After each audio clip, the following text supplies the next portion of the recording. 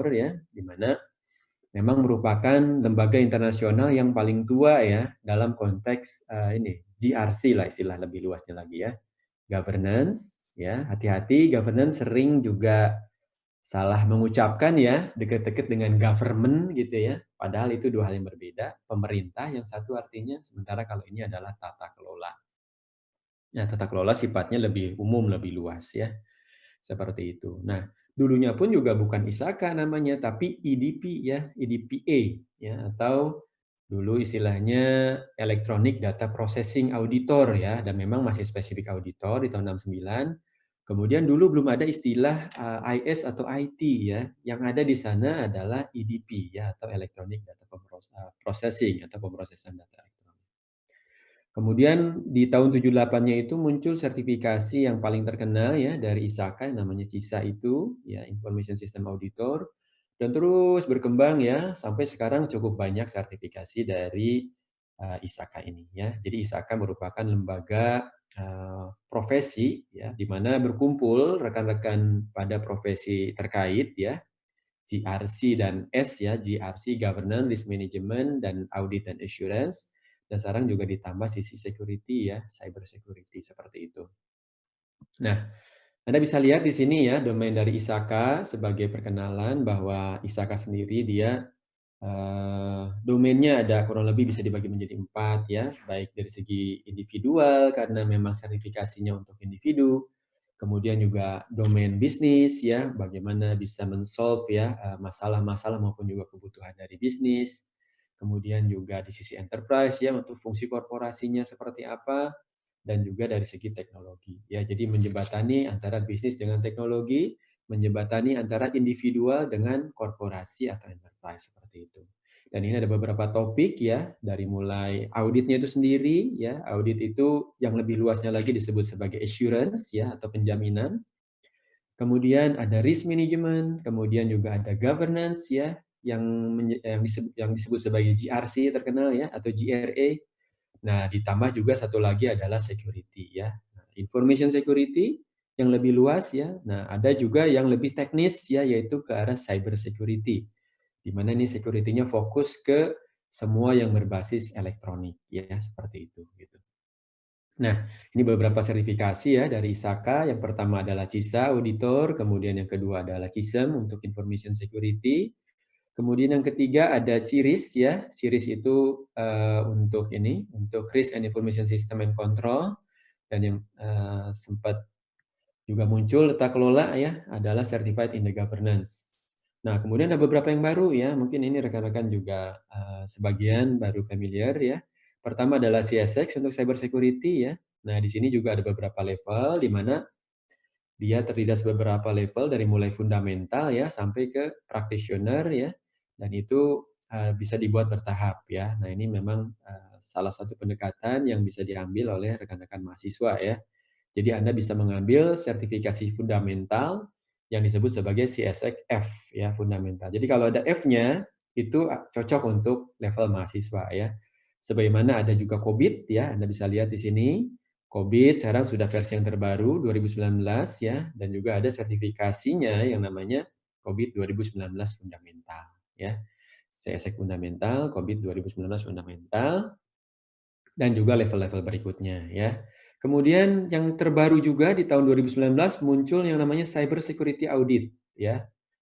Nah, dan yang sekarang yang terbaru ya ada yang namanya CDPSA ya atau Certified Data Privacy Solution Engineer. Nah, itu juga dari kata engineer-nya kan ini lebih teknis sebetulnya ya.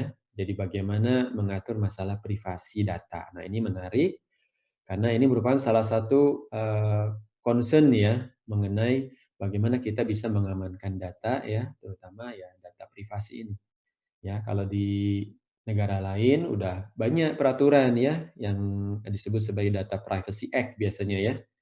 Nah, di kita ini yang lagi diperjuangkan ya, masih berupa RUU ya, Rancangan Undang-Undang PDP ya, Perlindungan Data Pribadi kurang lebih. Jadi masih lebih ke pribadi ya, bukan ke perlindungan data privasi sebetulnya ya, seperti itu. Kalau di Eropa ada yang namanya GDPR ya, General Data Protection Rule ya, seperti itu gitu regulation. Nah, itu kurang lebih ya update mengenai sertifikasi ISAKA, silakan nanti Anda juga bisa, ini ya, terutama untuk yang level fundamental ini sangat memungkinkan ya untuk bisa diambil oleh, mahasiswa ya levelnya seperti itu. Jadi ibaratnya konsepnya adalah sarjana plus gitu ya. Nah, Anda sebelum lulus, sudah memiliki bekal ya, bekal sertifikasi profesi ya, dan itu sangat menarik ya untuk bisa meningkatkan, daya saing Anda nanti untuk bisa terjun ke lapangan bisa lebih siap ya, ke ini ya, ke industri ataupun juga ke masyarakat ya, seperti itu.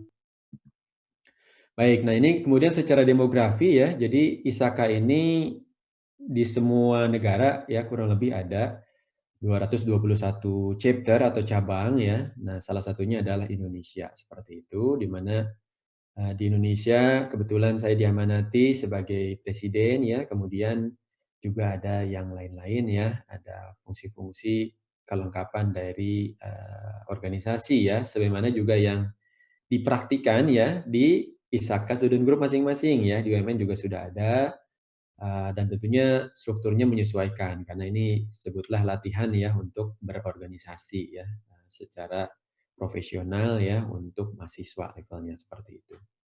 Baik, ini beberapa industri background-nya Anda lihat ya, dari mulai consulting ya, kemudian banking, manufacture, telecommunication ya, mining dan juga utilities.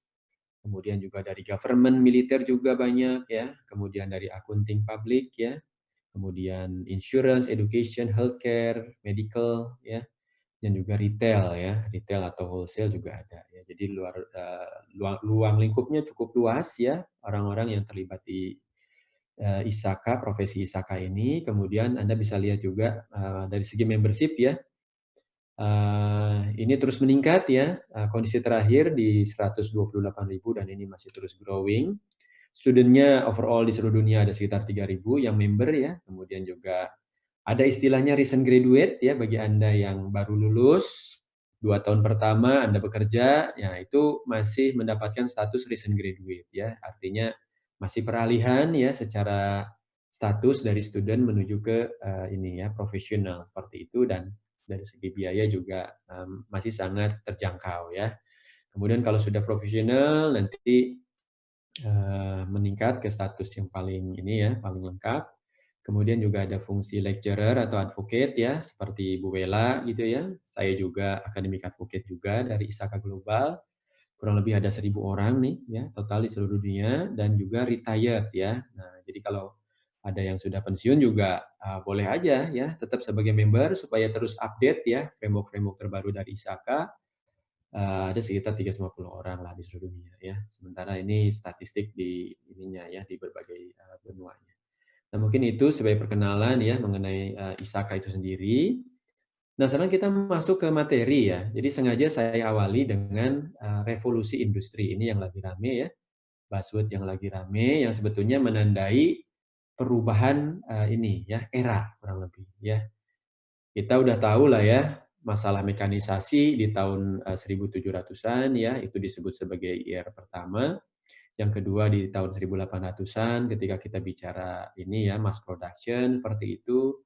Kemudian, nah yang menarik itu sebetulnya ya, kita sudah menggunakan teknologi itu, terutama teknologi informasi ya, sudah mulai dari tahun 70-an ya, dan dulu dikenal sebagai revolusi industri yang ketiga ya, di mana ciri khasnya adalah banyak dilakukannya otomasi ya. Nah, ini istilah otomasi itu adalah yang tadinya proses bisnisnya manual ya, kemudian dibantu oleh teknologi informasi dan komunikasi ya, sehingga menjadi terotomasi. Artinya lebih ke meng-switch ya, men-switch, proses bisnis, dengan bantuan teknologi informasi.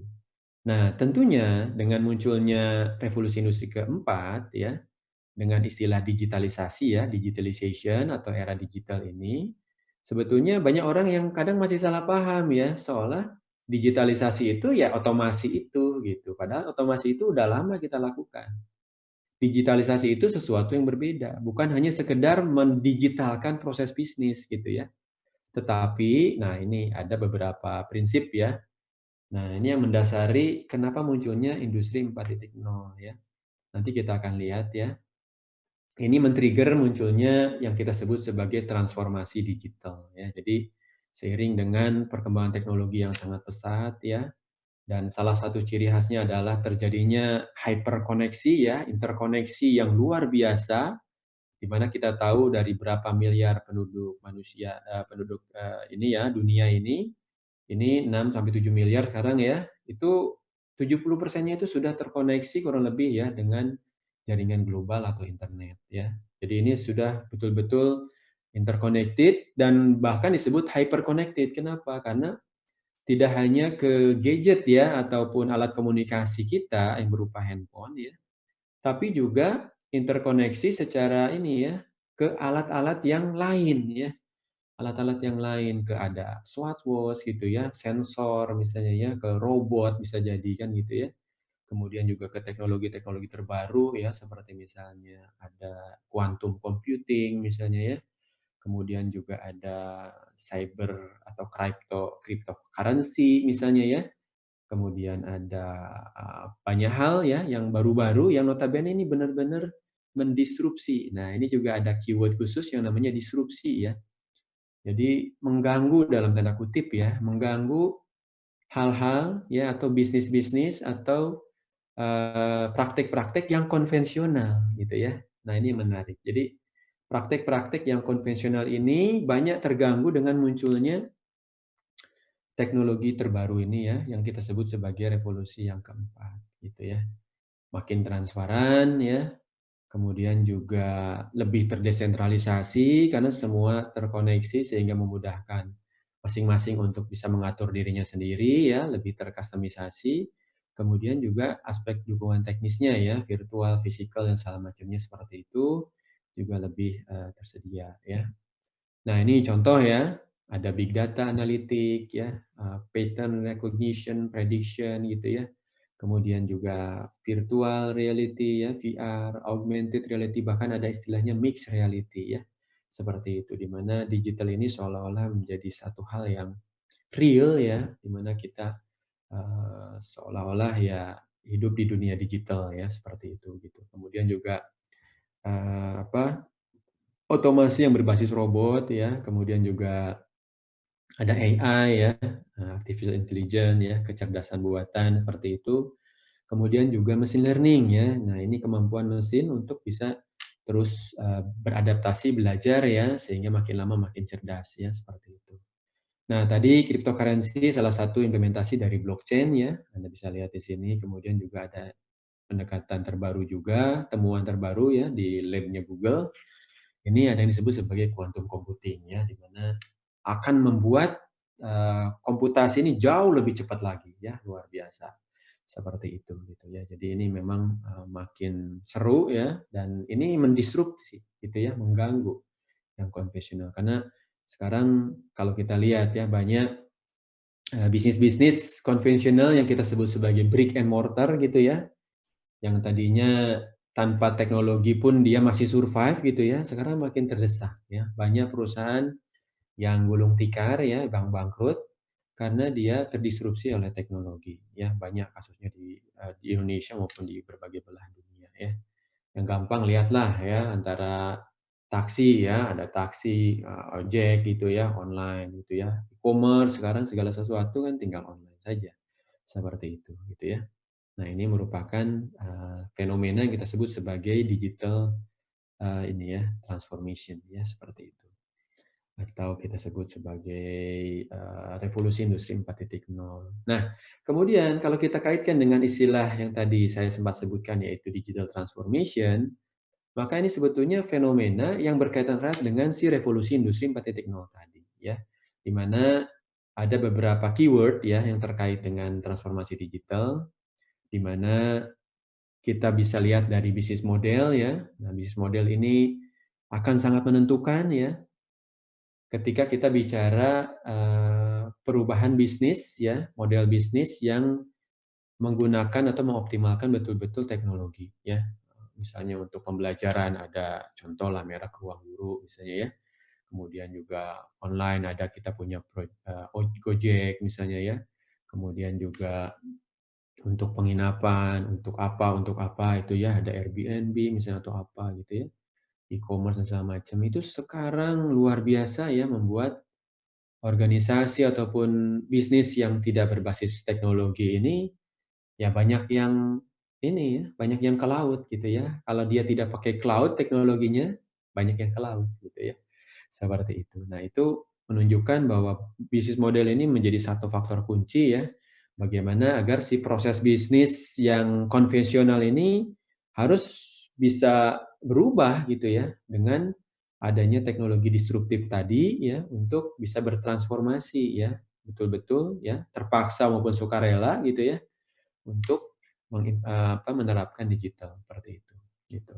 Kemudian juga menjadi satu challenge juga ya, bagaimana kita menata kelolanya, ya, mengaturnya, memastikan bahwa yang kita investasikan ini, benar-benar bisa mencapai manfaatnya, gitu ya. Kemudian juga bisa kita optimalkan sumber dayanya, juga bisa kita optimalkan resikonya, gitu ya. Nah, ini sesuatu yang berkaitan dengan topik kita kali ini, yaitu risk, ya. Nah, ini kan kalau kita lihat ini semua peluang sebetulnya ya, termasuk misalnya terkait dengan data ya. Data ini menjadi satu faktor kunci ya. Kenapa? Karena ya input dan output-nya ini kan sebetulnya data ya. Tetap sama sebetulnya ya. TI itu ya intinya memproses data menjadi informasi. Tetapi ini menjadi satu faktor krusial karena semakin banyak data yang bisa kita kolek ya, makanya kita sebut sebagai big data kan gitu ya. Sehingga, segala sesuatu menjadi data driven, saking banyaknya data kita nggak tahu ya, mana data yang bisa bermanfaat bagi kita. Nah, ini yang harus benar-benar bisa diolah sedemikian rupa ya, jangan sampai ya ada istilah kan kalau dalam, manajemen data itu ya, eee, apa itunya, garbage in, garbage out ya, kalau yang masuknya sampah, ya keluarnya sampah. Nah, kita juga harus memiliki kemampuan analitik ya, agar data kita yang begitu banyak yang terpapar oleh data ini, bisa benar-benar ngambil manfaat apa yang kita butuhkan, gitu ya. Nah, kemampuan menyeleksi, menganalisis mana yang kita butuhkan, inilah sebetulnya, kompetensi yang penting nih di zaman, era digital sekarang ini, gitu ya. Kemudian jangan lupa ya, abuse data nih sangat mungkin terjadi ya ketika banyak, kendali yang apa ya, ada istilahnya, vulnerabilities-nya muncul ya, atau kerentanan-kerentanannya, cyber security itu menjadi satu faktor kunci juga. Nah, kemudian ujung-ujungnya sih ke sini ya, skill ya, talent sama demand ini Anda sekarang kita semua adalah, orang-orang yang hidup di digital era ya. Kita mau nggak mau ya, sukarela ataupun terpaksa kita harus bertransformasi ya, bertransformasi digital untuk bagaimana kita bisa mengoptimalkan gitu ya, apa-apa yang muncul teknologi disruptif ya dari adanya revolusi industri 4.0 ini ya. Misalnya social intelligence ya, cross culture ya, kemudian masalah design thinking ya, kemudian pendekatan multidimensi, kemudian juga, disrupsi di education ya, makanya muncul kampus merdeka segala macam ya, demi kita bisa beradaptasi ya dengan perkembangan terbaru yang ada. Nah, kemudian juga informal workers sekarang semakin banyak ya, banyak orang yang ya cukup terkoneksi aja dia sudah bisa bikin bisnis ya. Kalau dulu kan modal yang dikeluarkan itu cukup banyak ya, harus punya lapaknya ya, harus punya dagangannya juga gitu ya. Nah, kalau sekarang bisa jadi kan dia mendagangkan atau memperjualbelikan sesuatu yang virtual saja gitu ya. Dia cuma numpang lewat saja ya, ada istilahnya lapak online kan gitu ya. Dia tidak perlu bermodalkan fisik gitu ya, yang penting dia terkoneksi ke jaringan, kemudian, ke platform tertentu ya, misalnya Tokopedia atau apapun itu gitu ya. Kemudian dengan proses tertentu dia akhirnya bisa merepresentasikan dirinya sebagai, ini ya, sebagai partner di sana dan, bisa melaksanakan transaksi ekonomi. Nah itulah transformasi digital. Ya. Kemudian juga expert ya. Nah, ini semakin banyak dibutuhkan dan tidak lupa juga, salah satu yang juga, terpicu dengan adanya transformasi digital adalah entrepreneurship sebetulnya gitu ya. Karena semua orang itu harus lebih inovatif ya, harus mampu untuk mengoptimalkan peluang-peluang yang ada ya. Nah, ini adalah trait-nya ataupun kompetensinya seorang entrepreneur ya, ketika kita di-challenge dengan adanya digital transformation ini, kemudian kita harus survive gimana caranya ya, terdisrupsi oleh teknologi. Nah, itu membutuhkan mental-mental entrepreneur, ya. Nggak bisa lagi cara-cara lama ya, nggak bisa lagi pendekatan, ini ya, apa, yang, lebih banyak klerikalnya gitu ya. Nah, sering dengan tergantikannya oleh teknologi, peran-peran manusia ini, maka yang akan tersisa adalah kompetensi-kompetensi yang memang nggak bisa digantikan oleh teknologi, ya. Kemampuan untuk menciptakan ide, inovasi ini menjadi satu hal yang sangat mahal, gitu.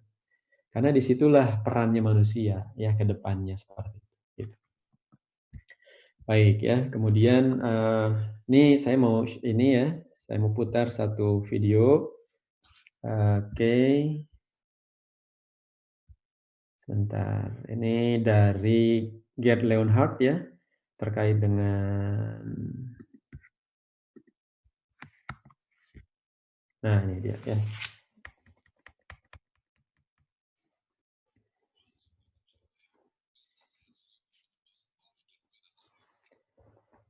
Nah, dulu istilahnya business as usual ya. Good enough is dead katanya ya, kata kuncinya ya. Sekarang segala sesuatu serba connected ya. Performance ya, menuju performance. Nah, kata kuncinya adalah innovation ya. Kembali ke Anda sendiri. Nah, digitization ya istilahnya tuh tadi ya.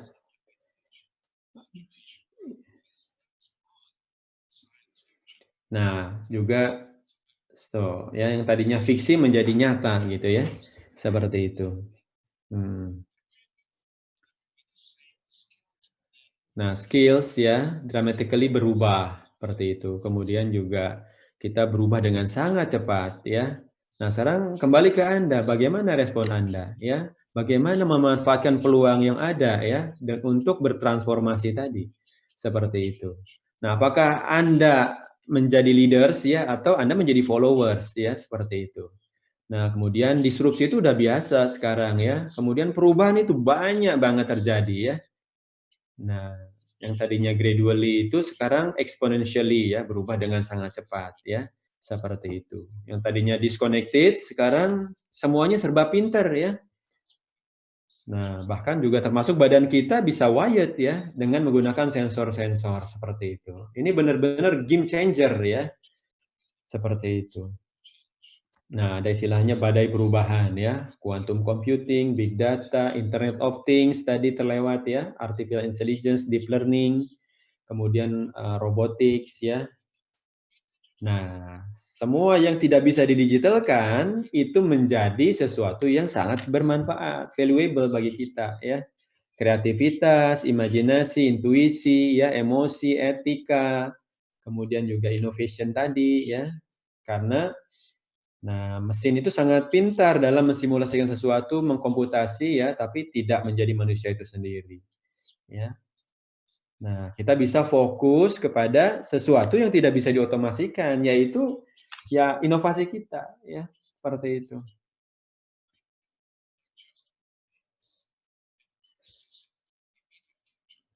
Nah, siap-siap ya, dengan perubahan yang terjadi ini, kita harus bisa mengoptimalkan ya teknologi data ya, sampai bisa menghasilkan wisdom ya. Nah, human itu merepresentasikan why. Just in time, langsung ya, instan seperti itu.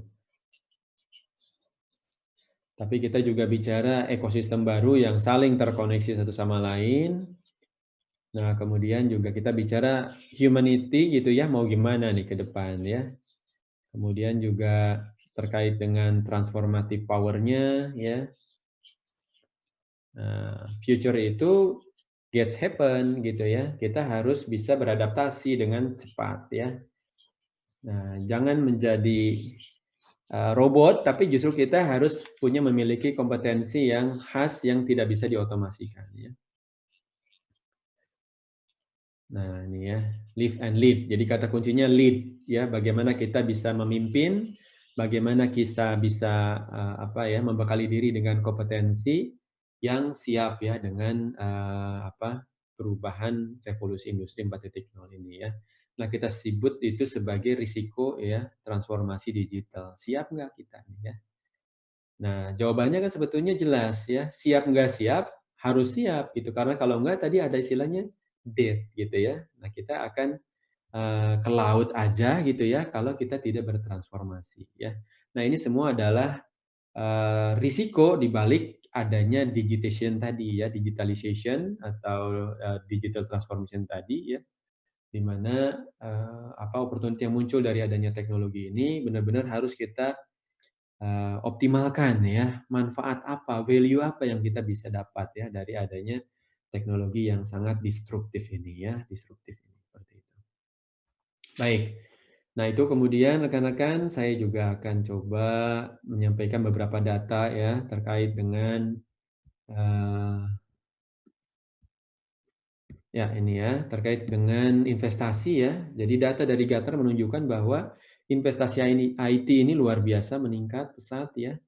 Sampai tahun 2020 ini dengan, kalau kita bicara growth-nya sekitar 10% gitu ya, di mana terus meningkat tahun demi tahun ya. Tapi di sisi lain ya, kalau kita lihat dari segi nilai rupiahnya ya, nah itu miliar dolarnya ada kelihatan ya di sana ya, US 500 miliar, 2019 sudah mencapai 3.800 miliar ya. Jadi ini kalau kita rupiahkan sangat besar ya per tahunnya, ya duit yang digelontorkan ya untuk investasi IT ya. Artinya ini sebetulnya adalah peluang ya, peluang untuk bagaimana memanfaatkan sumber daya yang ada ya dari sisi IT ini, yang kemudian di sumber daya keuangan ya, kemudian dialihkan menjadi sumber daya IT ya, menjadi software, menjadi hardware ya, kemudian menjadi infoware dan juga brainware yang mengelola itu semuanya ya. Untuk benar-benar bisa kita optimalkan ya sumber daya ini beserta kapabilitas yang ada, kemampuan dan kompetensi yang ada, yang harapannya tadi kan seiring dengan munculnya transformasi digital ini kita bisa membekali diri dengan, sesuatu yang tidak bisa diotomasikan oleh mesin gitu loh ya.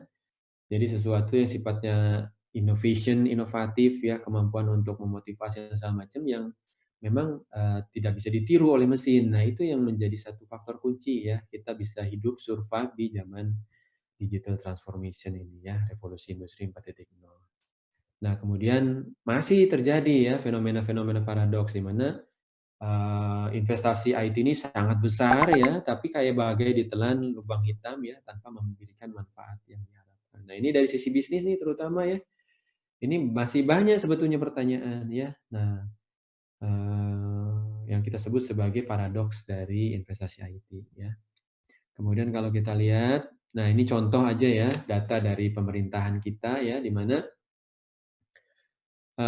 Anda bisa lihat ya data dari Bappenas ini, belanja, tiap tahun ini lumayan besar ya, 4 triliun ya, total 3 tahun, ke belakang itu sampai 12, 13 triliun gitu ya, bahkan terus meningkat seiring dengan munculnya istilah e-government ya, SPBE, sistem pemerintahan berbasis elektronik dan segala macamnya. Tapi kondisinya masih real terjadi pemborosan anggaran ya. Banyaknya silo-silo sistem tidak terintegrasi, kemudian masing-masing bikin sendiri. Padahal masyarakat semakin cerdas ya, semakin terkoneksi, semakin menuntut layanan yang transparan ya, cepat ya dan efektif yang notabene itu bisa difasilitasi oleh TI sebetulnya IT. Seperti itu gitu ya. Jangan malah ada istilah pakai IT malah jadi lebih lambat misalnya ya. Nah, ini kan berarti ada sesuatu yang salah, mismanage ya, atau salah penerapan tata kelola ataupun pengelolaan. Kemudian juga dampak berantainya ya, pemborosan, kemudian juga utilitas ternyata hanya 30% saja, kemudian disintegrasi dan resiko semakin meningkat ya. Dan satu hal nih ya, tadi kan kita bicara 4 aset ya, ada software, mewakili proses bisnis ya, hardware mendukung keberjalanan dari software ya, kemudian, interkoneksi juga oleh hardware, kemudian infoware yang notabene muncul dari, pengolahan data, ini juga menjadi satu faktor kunci ya, di mana kondisi realnya di lapangan validitas data kurang diyakini sepenuhnya atau dengan kata lain banyak data yang diragukan kebenarannya, gitu ya. Karena, ini ya, ketidakmampuan menjaga standar ini yang harus kita hati-hati ya, seperti itu. Termasuk juga sebetulnya faktor kuncinya juga adalah brainware-nya tadi yang kita singgung ya, ada 4 ware tadi ya. Brainware ini yang utama sebetulnya ya. Karena semua ware yang tadi kita sebut itu semuanya dijaga ya, di-manage, ditata kelola oleh brainware ya, seperti itu oleh orang ya. Nah, orangnya berarti kan harus kompeten ya, seperti itu gitu. Nah, kemudian data mengenai resiko juga semakin tinggi ya. Anda bisa lihat ya, di tahun 2013 yang lalu masih ranking 15 ya. Terus meningkat ya, ranking 8, ranking 5, di 2016 ranking 3, bahkan 2017 itu sudah di sini posisinya ya. Nah, kemudian yang terbaru juga ya, Anda bisa lihat ya risiko terkait dengan ITT kalau bisa kita cek ya dari data WEF ya, World Economic Forum, di mana dalam konteks likelihood ya maupun impact ini sudah menempati 10 besar dunia ya, termasuk misalnya fraud ya atau pencurian data, cyber attack, serangan cyber ya, kemudian juga breakdown dari critical infrastructure ya. Nah, kita masih ingat ya ketika terjadi beberapa hal ya, beberapa event yang membuat proses IT atau proses bisnis terhambat atau bahkan juga mati ya karena teknologi bermasalah ya seperti itu. Misalnya bandara yang tidak bisa menjalankan fungsinya untuk lepas landas pesawat karena sistemnya mati misalnya ya. Tidak bisa ada guidance lampu, tidak bisa alat-alat kontrolnya tidak bisa dikendalikan gitu ya. Kemudian terkait dengan listrik misalnya ya. Kemudian terkait dengan kesehatan misalnya ya, segala segala sesuatu sudah terkoneksi ya, sangat rawan ya untuk terjadi kasus-kasus cyber security ya. Di mana alat-alat yang menjadi kunci ya untuk menjaga kehidupan manusia itu karena sudah terkoneksi, nah itu bisa ini ya, bisa malfunction ya dan bisa membuat meninggal kan gitu ya, bisa berakibat korban jiwa. Nah, ini yang sangat menarik dan harus kita hati-hati ya terhadapnya. Nah nah esensinya adalah tata kelola rekan-rekan ya, di mana Anda bisa lihat bahwa data menunjukkan ya kinerja perusahaan itu sebanding dengan kinerja IT-nya. Ini kinerja IT ya, seperti itu kinerja IT. Semakin bagus kinerja IT-nya, semakin meningkat, maka Anda bisa lihat ada kaitan erat dengan growth ya dari perusahaan, bahkan kalau dari CISR ya, dari lembaga riset paling terkenal di sistem informasi di dunia ya, dari US ya, dari Sloan School, itu bahkan dia berani menggaransi bahwa tata kelola yang baik ini akan mendrive ya keuntungan yang didapatkan oleh perusahaan ya. Walaupun ini konteksnya korporat ya atau komersial, sebetulnya hal yang sama berlaku juga untuk yang sifatnya non komersial ya atau public sector yang kita sebut sebagai peningkatan public value ya, peningkatan layanan, kepuasan dan segala macamnya seperti itu kalau untuk konteks pemerintahan ya. Nah, hasil riset dari CISR ini menunjukkan bahwa peranan tata kelola dan pengelolaan TI itu adalah solusi ya terhadap banyaknya kegagalan yang terjadi ya dalam memanfaatkan investasi IT gitu ya. Nah ini, ya Anda lihat tadi uang yang mengalir itu sangat banyak ya. Tadi sekitar berapa tuh ya? Sekitar 50.000 triliun barangkali ya per tahun bayangkan ya. 50.000 triliun itu sangat besar ya. Seperti itu gitu. Tadi Anda lihat ya, untuk IT pemerintah Indonesia aja cuman sekitar 5 triliun rupiah per tahun ya. Bayangkan ini 50.000 triliun ya, artinya kalau kita menghitung 200 negara di dunia lebih gitu ya, ini semua investasi IT di ininya mereka ya, di masing-masing negaranya. Nah, eee, ternyata misalnya ya, tadi data menunjukkan bahwa masih banyak terjadi kegagalan ya, bahkan hanya 35% yang berhasil secara sukses total gitu ya, full. Nah, artinya kan ini 65%-nya kemana kan gitu ya. Kebayang ya 50.000 triliun rupiah, sayang banget ya kalau hanya 35% yang benar-benar menghasilkan manfaat, sisanya kemana kan gitu ya. Seperti itu, gitu ya. Kan banyak terjadi kegagalan ya, apakah dari kemampuan sistemnya, kemampuan orangnya, korupsinya juga bisa kan gitu ya. Jadi banyak hal yang bisa mengganggu keberhasilan dari pemanfaatan IT ya pada organisasi bahkan di level negara seperti itu. Nah, Itu ya, kemudian sekarang kita beranjak ke tata kelolanya, gitu ya. Jadi ternyata tata kelola dan pengelolaan itu 2 hal yang berbeda ya. Tata kelola TI itu adalah, bagaimana fungsi pengawasan ya, memberikan arahan dan juga, proses evaluasi itu bisa berjalan untuk pimpinan puncak terhadap timnya ya. Nah, ini kita sebut sebagai governance ya. Jadi governance itu berbeda dengan manajemen ya. Kita bisa lihat juga sumber dari ISO 38500 ya dan juga dari COVID 5 dan juga sekarang udah ada COVID terbaru 2019 ya. Bukan COVID-19 ya, tapi COVID-19 ya. Seperti itu. Nah, Anda bisa lihat ya kata kunci governance ini ada fungsi direct ya. Nah, bagaimana mengarahkan, fungsi mengevaluasi dan juga fungsi monitoring. Ya, di mana mendirect ini memberikan arahan berupa plan ya, jadi harus ada strategic plan IT, harus ada plan operasional IT. Kemudian juga ada sisi policies di sini ya. Jadi adanya kebijakan IT ya yang kemudian menjadi payung untuk keberjalanan proses-proses IT pada satu organisasi diturunkan lebih jauh lagi ya menjadi SOP-SOP ya, standar panduan, pedoman ya. Kemudian sampai ke yang dinamakan sebagai instruksi kerja ya, sebagai panduan sangat teknis atau manual book ya segala macam. Kemudian juga bagaimana itu menjadi proyek ya, bagaimana menghasilkan aset IT, yang tadi ada 4 where tadi ya, ada software, hardware, infoware, dan juga brainware, itu semuanya menjadi proyek ya, pengadaan, bagaimana mengadakan orang ya, atau meningkatkan kemampuan orang, bagaimana mengolah data menjadi informasi dibantu oleh software ya, software membangun software itu seperti apa dengan pendekatan agile misalnya ya. Kemudian juga bagaimana implementasi, hardware atau infrastruktur gitu ya, itu semua disebut sebagai ICT project ya.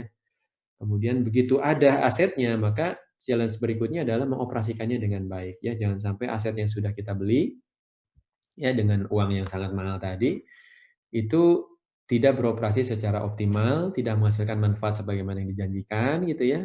Kemudian juga masa hidupnya ya, karena semua aset itu pasti ada masa hidup, itu bisa sesuai dengan ekspektasi di awal ya. Jadi IT pun juga sama ya, terkena yang namanya penyusutan ya, depresiasi kalau istilahnya akunting ya, atau intangible aset kita sebut sebagai amortization ya, atau amortisasi. Itu semua nanti harus kita operasikan dengan baik ya, agar aset ini benar-benar bisa bermanfaat sesuai dengan masa hidupnya aset ya. Nah, semua itu nanti harus diawasi keberjalanannya ya oleh yang namanya performance sama conformance ya. Kepatuhan terhadap kebijakan yang kita susun ya, conformance disebutnya ya. Sedangkan performance adalah pencapaian target dari apa yang direncanakan di dalam plan ya. Seperti itu gitu ya. Jadi ini satu hal yang menarik adalah plan ya. Plan akan menjadi performance, kemudian policies akan menjadi conformance ya. Nah, banyak yang suka kebalik-kebalik di situ ya. Seperti itu gitu. Oke.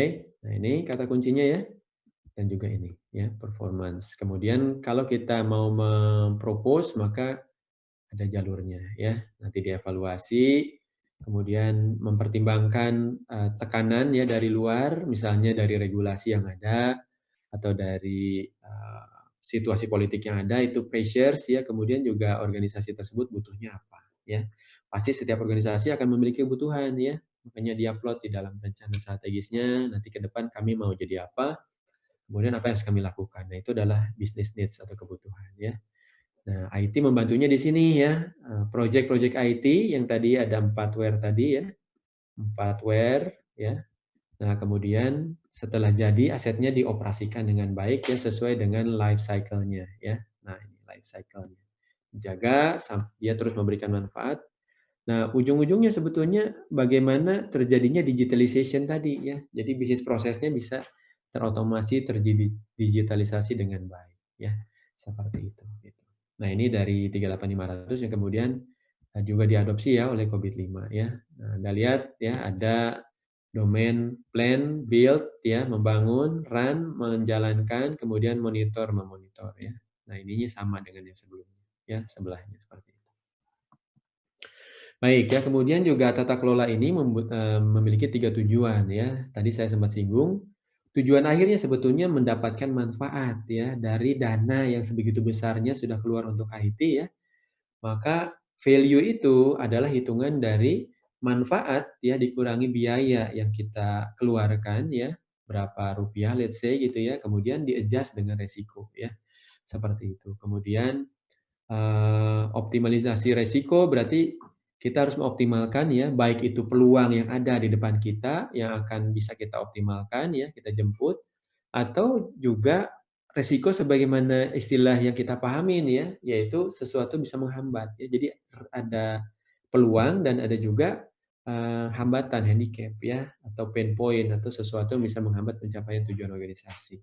Seperti itu. Nah, ISAKA juga sudah mengeluarkan ya COVID for Risk, di mana di situ sudah ada sketch skenario ya, yang kemudian bisa menjadi referensi untuk melakukan asesmen resiko. Ya. Nah, kemudian optimalisasi sumber daya yang 4 tadi ya, ini yang tadi kita sebut sebagai 4W tadi, seperti itu. Nah, kemudian kita juga bisa menerapkan ya, sebaiknya menerapkan yang namanya alignment ya, penyelarasan ya. Dari mulai kebutuhan stakeholder-nya apa, diterjemahkan menjadi kebutuhan ini ya, tadi benefit berarti ini ya, manfaat, risk ya yang ini, optimalisasi optimalisasi risiko, kemudian resources adalah yang ini ya, sumber daya. Nah, data informasi aplikasi infrastruktur SDM itu kan sumber daya ya, sumber daya juga sebetulnya ada satu lagi yaitu capability ya. Nah, jadi ada cap ya, ada capability seperti itu. Itu kemampuan dari orangnya ya, seperti itu. Tidak hanya jumlah tapi juga kualitas ya. Nah, kemudian juga memunculkan yang namanya pengendalian ya. Nah, supaya resiko ini bisa terkendali ya, supaya tujuan bisa tercapai, maka kita harus mengendalikan 3 item ini ya. Satu adalah proses ya dan organisasi, proses, kemudian yang kedua adalah SDM organisasi, ketiga adalah teknologi itu sendiri ya. Nah, proses itu misalnya prinsip, kebijakan, tenaga kerja ya, kemudian prosesnya itu sendiri ya, prosedur misalnya segala macamnya. SDM itu dari nilai struktur ya, SDM skill dan kompetensinya, kemudian juga perilaku, etika dan budayanya, dan teknologi ya tentu bagaimana ya sisi sistem itu bisa menghasilkan informasi yang memadai ya, seperti itu gitu. Nah, ini tata kelola ya. Jadi balik lagi ke sini, ini tata kelola yang di atas ya, ini adalah pengelolaan ya. Nah, ini adalah ranahnya pimpinan puncak ya, beda-beda di tiap organisasi, direksi misalnya ya. Kalau di perusahaan, kalau di perguruan tinggi ada yang namanya apa tuh, rektorat ya dan wakil-wakil rektornya gitu ya. Kemudian di tempat-tempat yang lain juga ada pimpinan-pimpinan puncak yang namanya berbeda ya, sedikit berbeda seperti itu. Nah, kemudian ini mengarahkan ya manajemennya sendiri ya. Jadi pengelolaan itu hal yang berbeda ya, orang yang berbeda. Nah, ini antara unit pengelola IT dengan satker terkait ya, seperti itu. Gitu. Ini harus kerjasama. Jadi bukan hanya IT saja ya, karena pada dasarnya IT ini ada untuk memastikan bahwa proses digitalization ini berjalan dengan baik untuk mengoptimalkan proses bisnis ya. Jadi intinya sebetulnya bagaimana ya bisnis bisa dijaga ya dengan adanya IT ya, seperti itu. Baik, nah ini secara umum ya ada berbagai framework ya, di mana Anda bisa lihat ya kalau ini ranah governance, ini ranah manajemen ya, seperti itu. Kemudian di ranah governance itu ada ISO 38500 ya yang tadi kita bahas. Kemudian juga COVID ya, itu menyentuh governance dan juga manajemen ya. Nah, ini COVID 5. ITIL juga lumayan ya, ada lagi juga sekarang kalau muncul COVID 2019, ITIL sekarang sudah muncul versi 4 ya. Nah, versi 4 udah lebih kompleks ya dan udah mirip banget dengan COVID ya. Jadi terjadi konvergensi. COVID sudah menjadi COVID-19 ya, seperti itu. Kemudian ITIL versi 4 ya. Semuanya juga sudah baru ya. Ini ada yang tahun ini untuk manajemen risiko ya, tahun 2018. Kemudian ada DAMA versi terbaru ya, tahun 2017 gitu ya. Kemudian ada 27K yang terbaru ya, 2018 juga. TOGAF yang terbaru ya 2017, kemudian PMBOK juga sama 2017 ya. Nah, ini PMBOK ya, ISO 20.000 2018 yang terbarunya. Jadi ini pada baru semuanya. Termasuk CMMI ya dari ISAKA juga ya. Ini juga relatif baru ya di 17 ya, seperti itu. Jadi banyak hal yang baru yang perlu kita adopsi ya. Seperti itu gitu. Ya, oke. Baik. Nah, ini adalah produk terbaru dari ISAKA ya, yang dinamakan COVID 2019, di mana ini yang disebut sebagai governance yang di atas ya. Nah, kemudian ini yang disebut sebagai manajemen. Ya, manajemen terdiri atas 4 domain ya, yaitu Pertama domain perencanaan ya, yang kita sebut sebagai APO, Align, Plan, Organize ya, menyelaraskan perencanaan dan juga pengorganisasian. Kalau BAI itu build, acquire, dan implement, yang membangun, mengakuisisi, dan juga mengimplementasikan. Kemudian DSS itu deliver, service and support ya. Dan terakhir adalah MEA ya. MEA itu adalah monitoring, evaluasi, dan assessment ya. Nah, Anda lihat MEA sengaja dibuat berdiri ya, karena tujuannya MEA itu adalah memonitor ya. Dia memonitor dari si APO, BAI, dan DSS. Makanya dia melebar ya, seperti ini, dia mengcover si APO, BAI, dan juga DSS ya. Dia fungsinya memanage performance dan juga conformance-nya, internal control-nya, kepatuhan terhadap peraturannya, dan juga proses audit dan assurance-nya ya. Nah, kemudian semua ini diawasi ya, diberikan arahan ya, ini semua. Nah, sampai termasuk juga proses MEA-nya ya. MEA sendiri dikawal oleh internal auditor ya, biasanya audit internal pada perusahaan. Nah, ini semua dikawal oleh yang namanya EDM ya, Evaluate, Direct, Monitor ya. Seperti itu. Nah, itu kurang lebih ya, ada beberapa yang baru di COVID 2019 ya, yaitu manage data dan juga manage project ya, dipisahkan dengan manage program. Dan satu lagi adalah manage assurance ya. Nah, ini juga satu hal yang baru ya, assurance, data, dan juga project ya. Tadinya dia gabung di sini, manage project dan program tadinya ya. Oke, kurang lebih itu ya, COVID 2019. Ini Anda bisa lihat ya detail dari proses-prosesnya.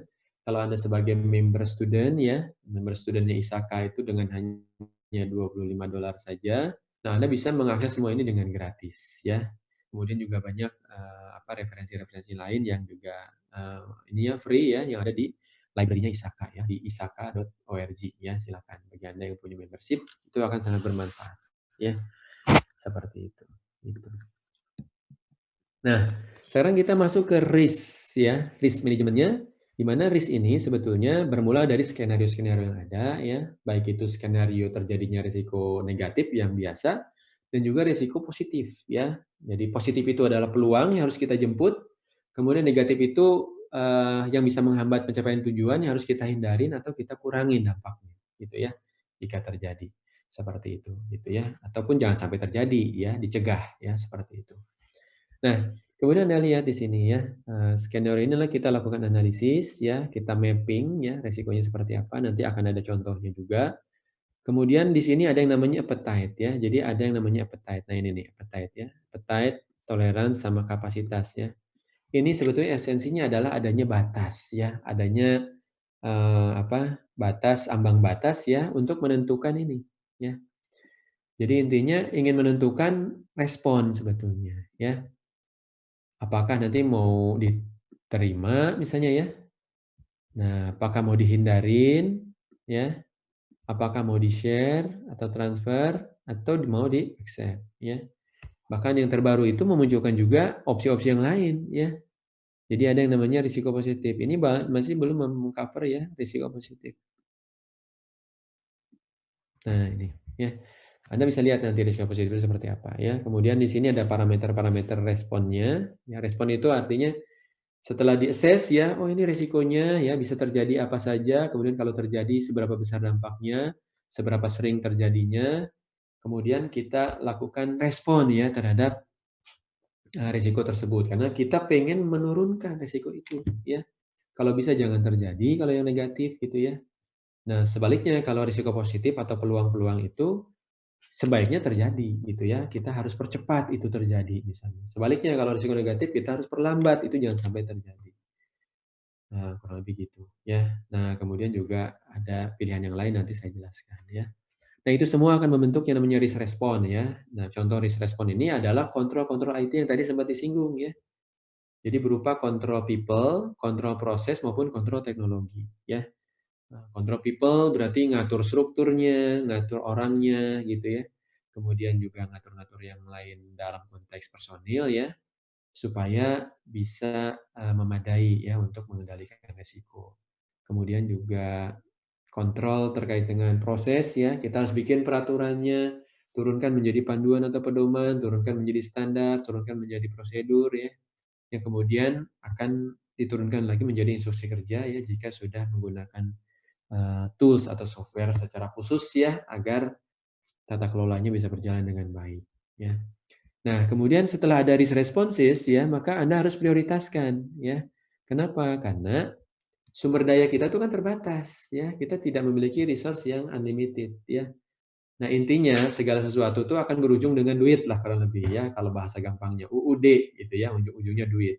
Sehingga tidak setiap resiko ya, treatment resiko itu kita bisa implementasikan ya. Biasanya kalau sudah ada list, kita prioritaskan, maka kita atur mana yang kita lakukan sekarang, mana yang kita lakukan di tahun depan, mana yang dilakukan di tahun-tahun depannya lagi. Nah, itu kita sebut sebagai roadmap ya. Nah, ini berkaitan dengan planning sebetulnya ya, karena resiko itu menjadi dasar untuk melakukan perencanaan ya. Ya, kita bisa mengatur prioritas mana saja yang paling penting untuk kita lakukan di awal.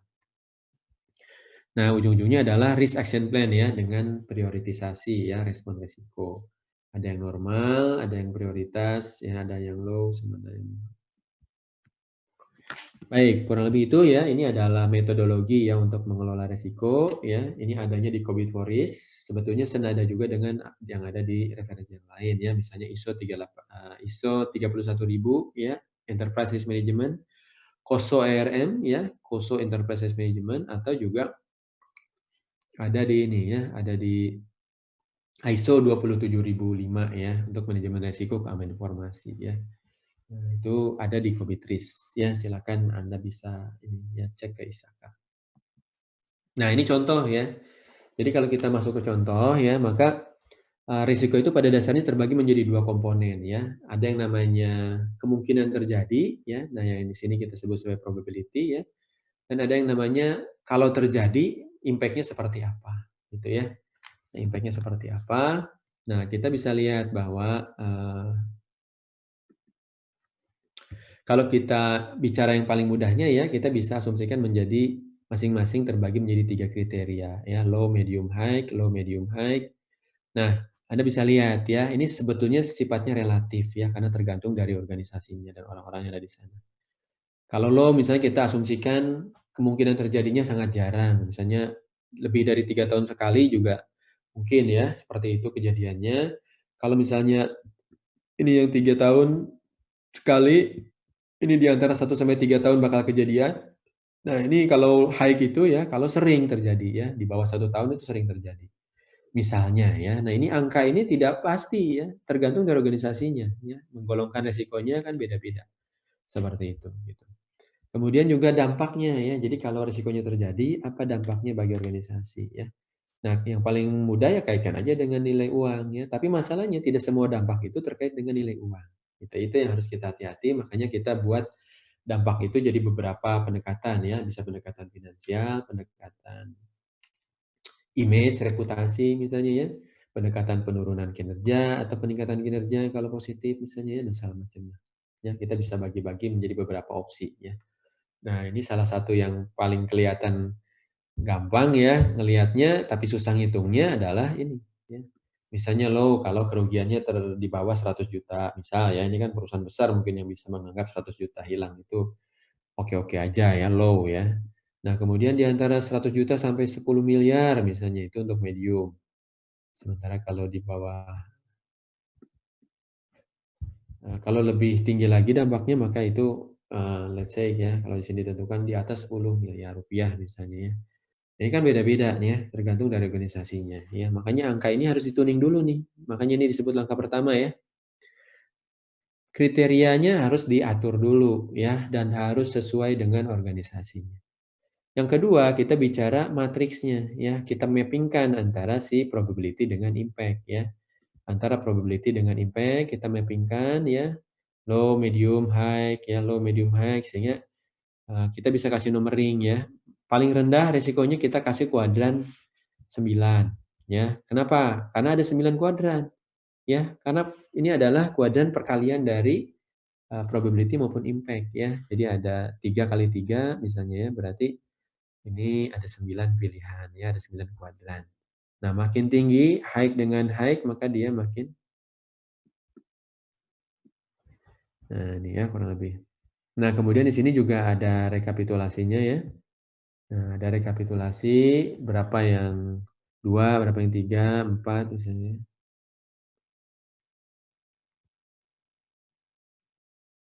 Nah, kemudian ada treatment. Nah, ini treatment ini yang tadi saya sampaikan ya. Jadi ada istilah treatment, ada istilah respons itu sama aja.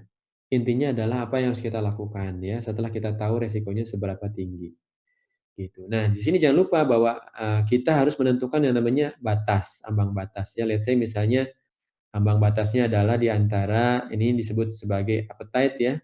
Nah, ini appetite, tulisannya kurang bagus. Nah, appetite ya, ini adalah batas lah kurang lebih ya. Misalnya semua risiko yang low ya, 7 sampai 9 ini di bawah ambang batas ya. Sementara kalau yang di atas ambang batas adalah dari 1 sampai 6 misalnya ya. Sehingga semua yang ada di ambang batas ya, yang di atas ambang ini harus diturunkan resikonya gitu ya. Dengan menerapkan yang namanya treatment tadi. Nah, ini. Jadi inilah kuncinya gitu ya, treatment gitu. Nah, sementara kalau kita bicaranya risiko yang rendah di bawah selera kita, maka ini tidak perlu ya. Jadi kita nggak perlu langkah apapun karena risikonya sudah bisa diterima, gitu ya. Seperti itu. Kalau yang lain yang di atas 7 ini, 1 sampai 6 ini, kita tidak bisa menerima kalau itu terjadi, sehingga mau nggak mau kita harus mengeluarkan resources ya, sumber daya. Misalnya nambah orang, ya, dan segala macamnya gitu ya, untuk ini ya, seperti itu. Nah, ini kurang lebih ya. Nah, kemudian treatment sendiri ada beberapa pilihan ya. Nah, ini treatment sendiri ada beberapa pilihan. Untuk resiko negatif ya, ada 1, 2, 3. Nah, ini berarti berlaku untuk keduanya ya. Jadi ada 5 masing-masing ya. Jadi ada 5 treatment. Untuk resiko negatif ada 5 treatment, untuk resiko positif juga ada 3 treatment ya. Nah, ini negatif, ya ini yang positif ya. Nah, kemudian yang kedua-duanya ya, seperti itu. Nah, ada pilihan avoid, menghindari resiko, mentransfer resiko, memitigasi resiko ya. Nah, sementara kalau yang risiko positif justru harus dijemput ya, kebalikannya dihindari, dijemput, share transfer itu sama, di-share ya, kemudian kalau dimitigasi, dikurangi ya, itu ditingkatkan malah gitu ya. Nah, selebihnya kalau nggak matching dengan yang tadi ya, maka kita accept ya. Atau ada pilihan lain yaitu escalate ya. Kita serahkan ke atasan kita, silakan. Kalau ada kekurangan sumber daya, ya berarti sampaikan faktanya ke atasan kita. Ini ada resiko tidak bisa kita terima karena resikonya tinggi di atas ambang batas kita gitu ya, tetapi kami tidak memiliki resources yang memadai. Ya, mangga silakan oleh pimpinan untuk bisa diputuskan ya apakah dinaikkan resources-nya ya, diberikan tambahan resources atau ya sudah diterima walaupun resikonya masih tinggi, gitu. Nah, itu kan pilihannya gitu ya. Intinya semua berujung kepada acceptance ya. Intinya semuanya berujung kepada penerimaan risiko ya. Tapi segala sesuatu penerimaan ini harus disadarin ya. Jadi harus ada effort-nya dulu ya sebelum kita ibaratnya menerima ya dan berdoa ya supaya jangan terjadi misalnya seperti itu gitu ya. Nah, itu kurang lebih ya. Jadi ini beberapa treatment ya. Contohnya misalnya ya, ini ada proses COVID ya, setelah dilakukan asesmen ya, ternyata kondisinya belum ada strategi sumber daya misalnya ya, kemudian targetnya sebetulnya harusnya ada, karena kalau enggak nanti akan memicu munculnya resiko gitu ya. Nah, kemudian di sini ada istilahnya efektivitas operasional dan desain ya, di mana efektivitas operasional ini bicara mengenai di kondisi keseharian prosesnya berjalan atau tidak gitu ya. Terkait dengan misalnya proses untuk ini ya, strategi sumber daya ini. Ada jalan nggak? Kalau nggak jalan berarti inefektif gitu ya.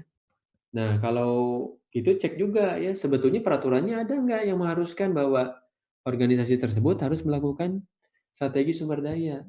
Ternyata nggak ada juga peraturannya yang kita sebut sebagai desain ya. Oh, ya udah lengkap gitu ya, lengkap bermasalah maksudnya gitu ya. Jadi secara prakteknya tidak dilakukan, secara rancangan juga nggak ada yang bisa dicontoh gitu ya, seperti itu. Sehingga kalau kita bicara maturity ya, kalau bicara COVID ya, 0 sampai 5, maka kalau operasional tidak efektif itu berarti dia setidaknya dia cuma 1 gitu ya, angka maturity-nya. Karena kalau angka 2 ya, maturity-nya 2 itu sebetulnya sudah berjalan ya, standarnya sudah bagus, tetapi belum terdokumentasi dengan baik ya, belum ada referensi yang memadai. Nah, sebaliknya kalau dia efektif desainnya tidak efektif ya, maka setidaknya dia ada di 2 kemungkinan gitu ya. Artinya dia udah jalan bisa jadi kan gitu ya, tapi belum ada referensinya, ya belum terdokumentasi dengan baik, gitu ya. Sementara kalau kita bicara skala 0 sampai 5 ya, maka biasanya titik yang kita kejar itu adalah titik 3 ya minimal. Jadi dari 1 maupun 2 ini ya kita arahkan menuju ke 3 sebetulnya, gitu ya. 3 itu apa? Terstandarisasi dengan baik dan juga terdokumentasi dengan baik ya. Seperti itu. Ya syukur-syukur bisa ke 4 ya ataupun ke 5 ya. Nah itu kurang lebih gitu ya. Kalau 5 itu udah perfect, kalau 4 itu sudah terbiasa dengan pengukuran kinerja ya. Nah ini dia. Nah gini kurang lebih ya. Nah kemudian ini asesmen resikonya seperti ini sebetulnya. Kalau tadi lebih ke identifikasi ya. Identifikasi ada nggak kontrol saat ini. Gitu ya. Kalau nggak ada ya mau nggak mau nih kita takar ya, kita masukkan ya. Kita lihat contoh misalnya tadi ya. Risikonya apa sih kalau nggak ada strategi sumber daya? Oh, bisa gagal ya dalam implementasi IT. Kenapa? Karena tidak ada kejelasan siapa harus melakukan kerjaan apa, ya. Apakah dilakukan oleh internal ataukah dilakukan oleh eksternal atau dilakukan oleh bareng-bareng ya secara konsorsium.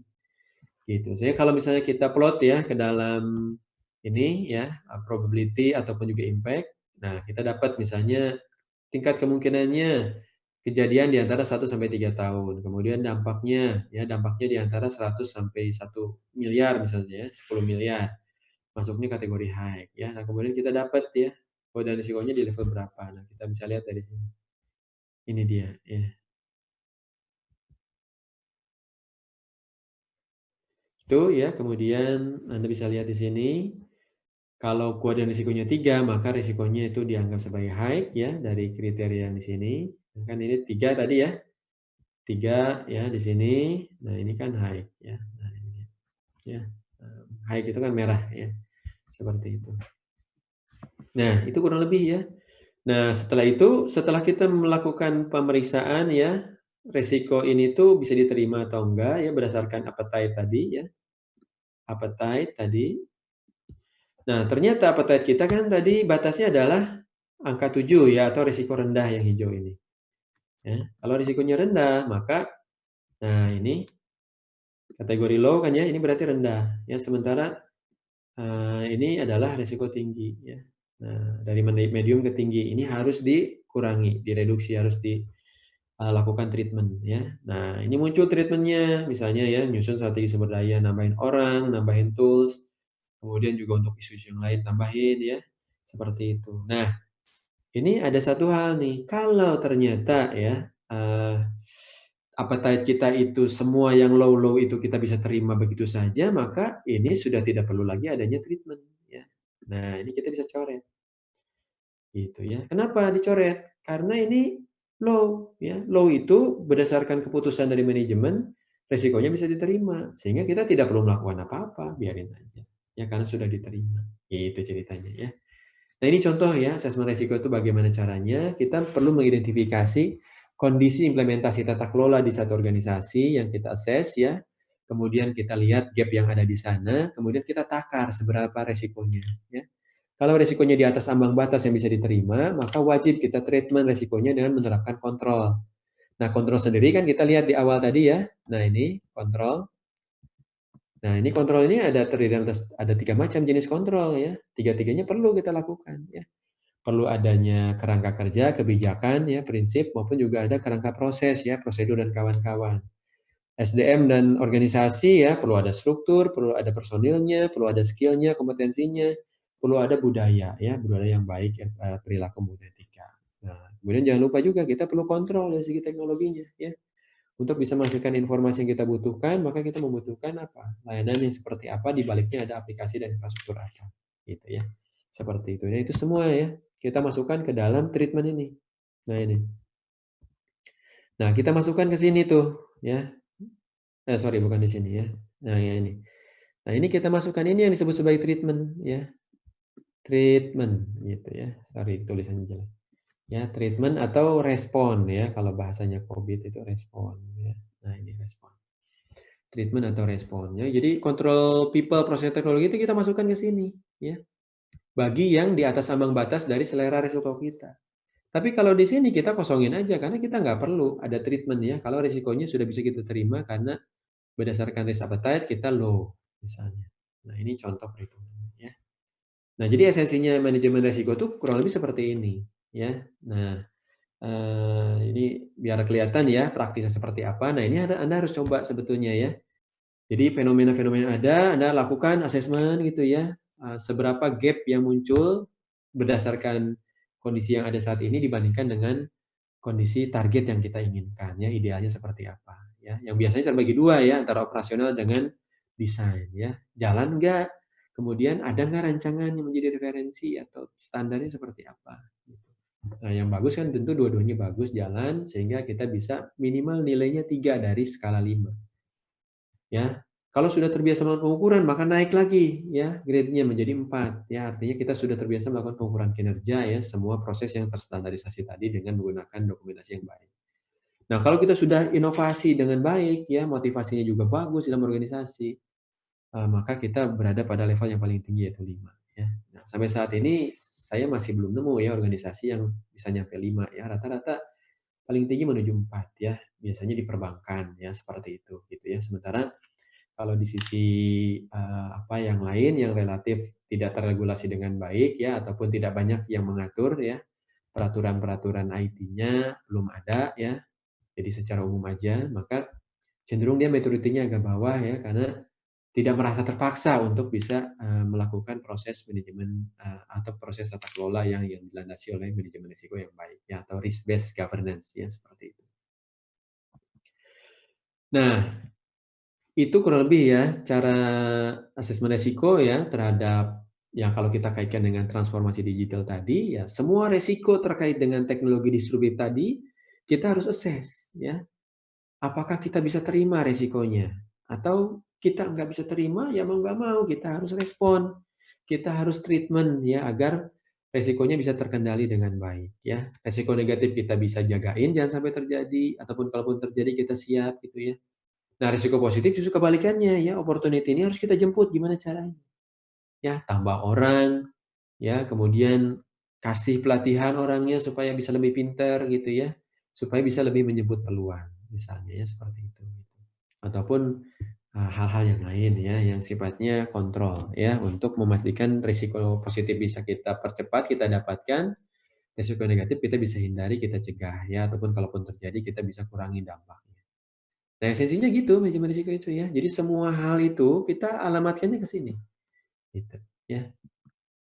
Nah, setelah itu baru kita bicara kontrol seperti apa sih yang biasanya ada ya. Nah, sebelum kita masuk ke kontrol, people, proses, dan teknologi ya, kita harus menentukan dulu organisasi itu idealnya menerapkan model operasinya seperti apa. Ya, makanya kita bicara nanti kebutuhan kendali sama kebutuhan, ini ya, skala ekonomis ya. Kalau kita bicara kebutuhan kendali, maka kita bicaranya batasnya ini nih, gitu ya. Jadi dari kiri ke kanan ya, apakah kita desentralisasi kontrolnya, atau kita pengen kendalikan semuanya kebijakan itu datangnya dari pusat, ya. Kalau misalnya perusahaannya tunggal ya, tidak punya cabang, berarti let's say misalnya ada di pimpinan kebijakan ya, yang lain itu pelaksana saja, seperti itu. Jangan bikin lagi kebijakan-kebijakan yang, lain ya, seperti itu. Nah, itu namanya centralized control ya. Kalau misalnya perusahaannya ada cabang, maka cabang itu jangan bikin policy, cabang itu jangan bikin peraturan-peraturan. Nah, peraturan itu tinggal dilaksanakan aja kalau di level cabang. Yang bikin peraturan adalah kantor pusat. Nah, misalnya gitu ya, kalau kita bicara, eee, kantor yang ada, pusat ataupun cabangnya. Nah, kemudian ada lagi jenis kantor yang lain ya, organisasi yang lain di mana dia sifatnya multinasional.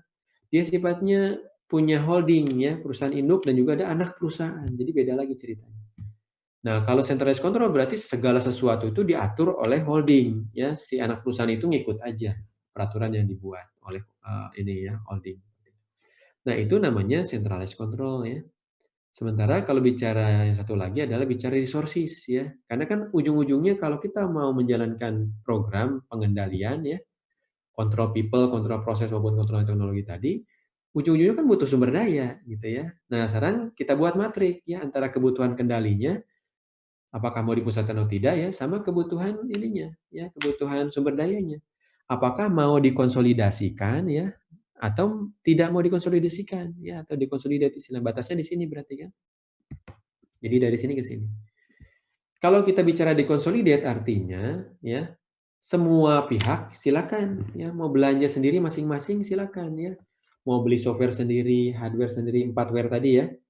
Data menjadi informasi sendiri, kemudian juga brainware-nya silakan rekrut sendiri, training sendiri misalnya ya. Seperti itu. Atau consolidate ya.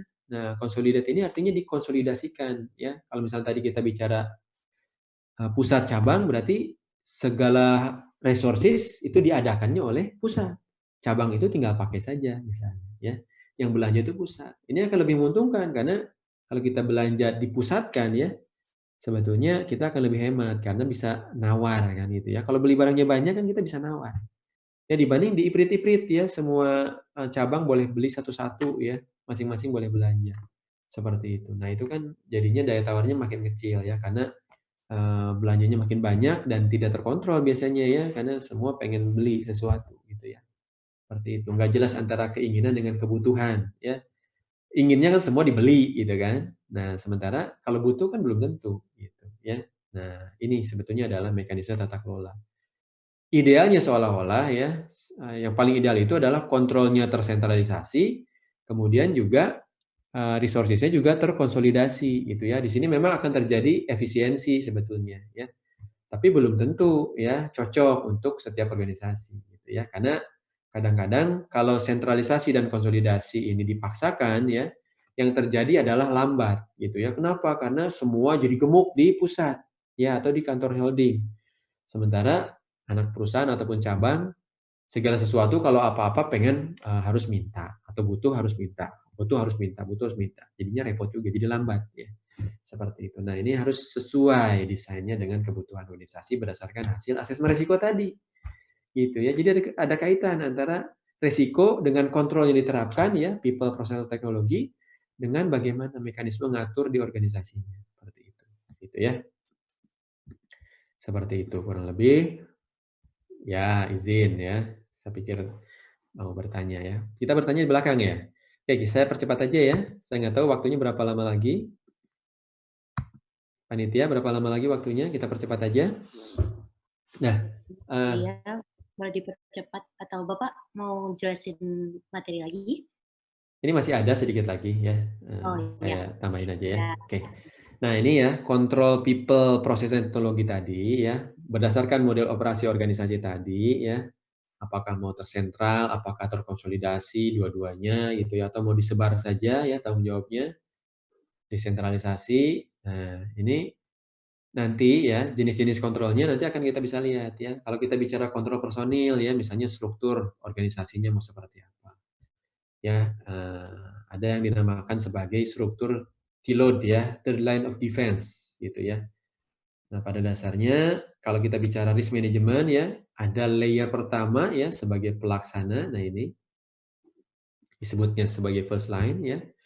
Orang IT, orang bisnis, segala sesuatu yang menjalankan proses ya, unit-unit menjalankan proses itu pasti dia akan terdampak oleh resiko. Baik itu resiko negatif ataupun resiko positif gitu ya. Nah, makanya kita buat layer pertama ya. Mereka itu harus aware dengan risikonya masing-masing dan harus melaksanakan self assessment risiko dan melaksanakan self ini ya, self control gitu ya. Istilahnya itu RCSA ya, self assessment dan control ya, RCSA. Self assessment risk and control seperti itu. Nah, kemudian juga sebaiknya organisasi itu memiliki second line ya, layer pertahanan kedua ya selain dari si pelaksana tadi, yaitu adanya fungsi manajemen risiko dan kepatuhan biasanya ya kalau di lembaga yang memiliki regulasi yang ketat ya. Contoh perbankan itu pasti dia punya compliance officer ya, punya compliance director kadang-kadang bahkan gitu ya. Karena memang harus ya, karena dia regulasinya ketat ya dari Bank Indonesia maupun juga OJK misalnya atau Kementerian Keuangan.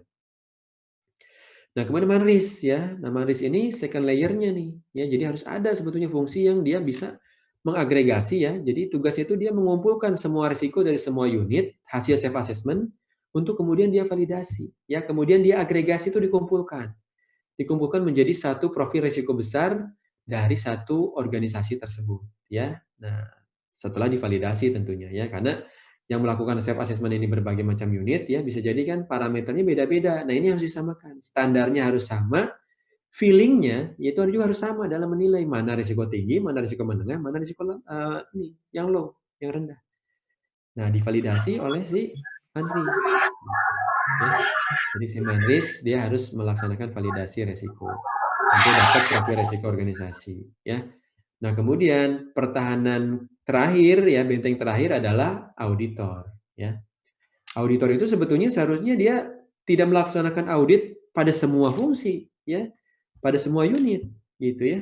Tapi dia sebetulnya cukup melaksanakan audit itu pada unit ya ataupun fungsi yang resikonya dianggap tidak bisa diterima ya atau risiko tinggi, gitu ya. Nah, cukup dia melakukan audit itu pada yang risikonya tinggi saja. Nah, itu namanya risk based audit ya. Nah, ini mungkin bagi yang baru join ya, bisa di silent dulu ininya, mute mic-nya ya, atau dari panitia ya, ada bisa dikontrol kan, bisa mute all ya. Jadi semua bisa silent dulu ya, supaya bisa konsentrasi kita semua. Nah, ada third line ya. Nah, ini fungsi audit. Dia melakukan audit itu hanya pada yang resikonya tidak bisa diterima. Resiko yang kritikal-kritikal saja, sehingga auditnya juga efisien gitu ya. Maksudnya tidak perlu semua diaudit, tapi fokus kepada yang memang risikonya tinggi-tinggi aja, yang tidak bisa terima. Nah itu ya, jadi ada 3 layer. Layer pertama ini risk owner, layer kedua adalah risk management, nah layer ketiga adalah audit. Ya, seperti itu. Nah, kemudian yang melaksanakan eksekutif ya ininya ya, controllingnya adalah senior management atau pimpinan puncak tadi ya, direksi, rektorat dan segala macamnya. Kemudian harus ada yang namanya oversight body. Nah, ini makanya muncul komite-komite ya. Ada komite risiko, ada komite audit, ya, ada komite IT juga gitu ya. Untuk memastikan bahwa manajemen ini mengeksekusi manajemen risiko dengan baik gitu ya. Jadi si manajemen ini diawasi ya. Nah, ini dia mengawasi ini. Gitu. Ya, si oversight body ini mengawasi ini. Ini biasanya komisaris ya, komisaris ditambah dengan lembaga-lembaga komite mengawasi direksi. Ya, direksi dia menjalankan fungsi IT maupun fungsi bisnis. Nah, ini struktur umumnya ya, ada komite IT, ada bisa jadi ada CIO, ada CISO ya. Bahkan sekarang sering dengan adanya transformasi digital itu memunculkan yang namanya kebutuhan CDO ya. Nah, bukan Chief Data Officer ya, tapi Chief Digital Officer. Nah, gitu ya. Ini menarik ya. Chief Digital Officer gitu ya. Ini intinya sih sebetulnya perlu ada pimpinan yang aware ya mengenai risiko IT dan juga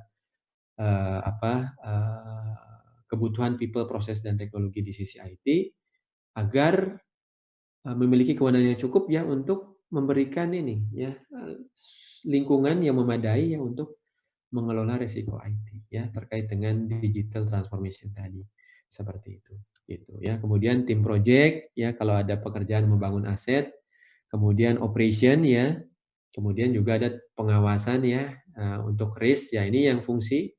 Nah, ini Manris itu ada di sini ya. Ini fungsi Manris. Yang fungsi audit itu ada di sini. Nah, ini dia ya. Nah, kemudian risk control itu ya ada di sini. Nah, ini ya.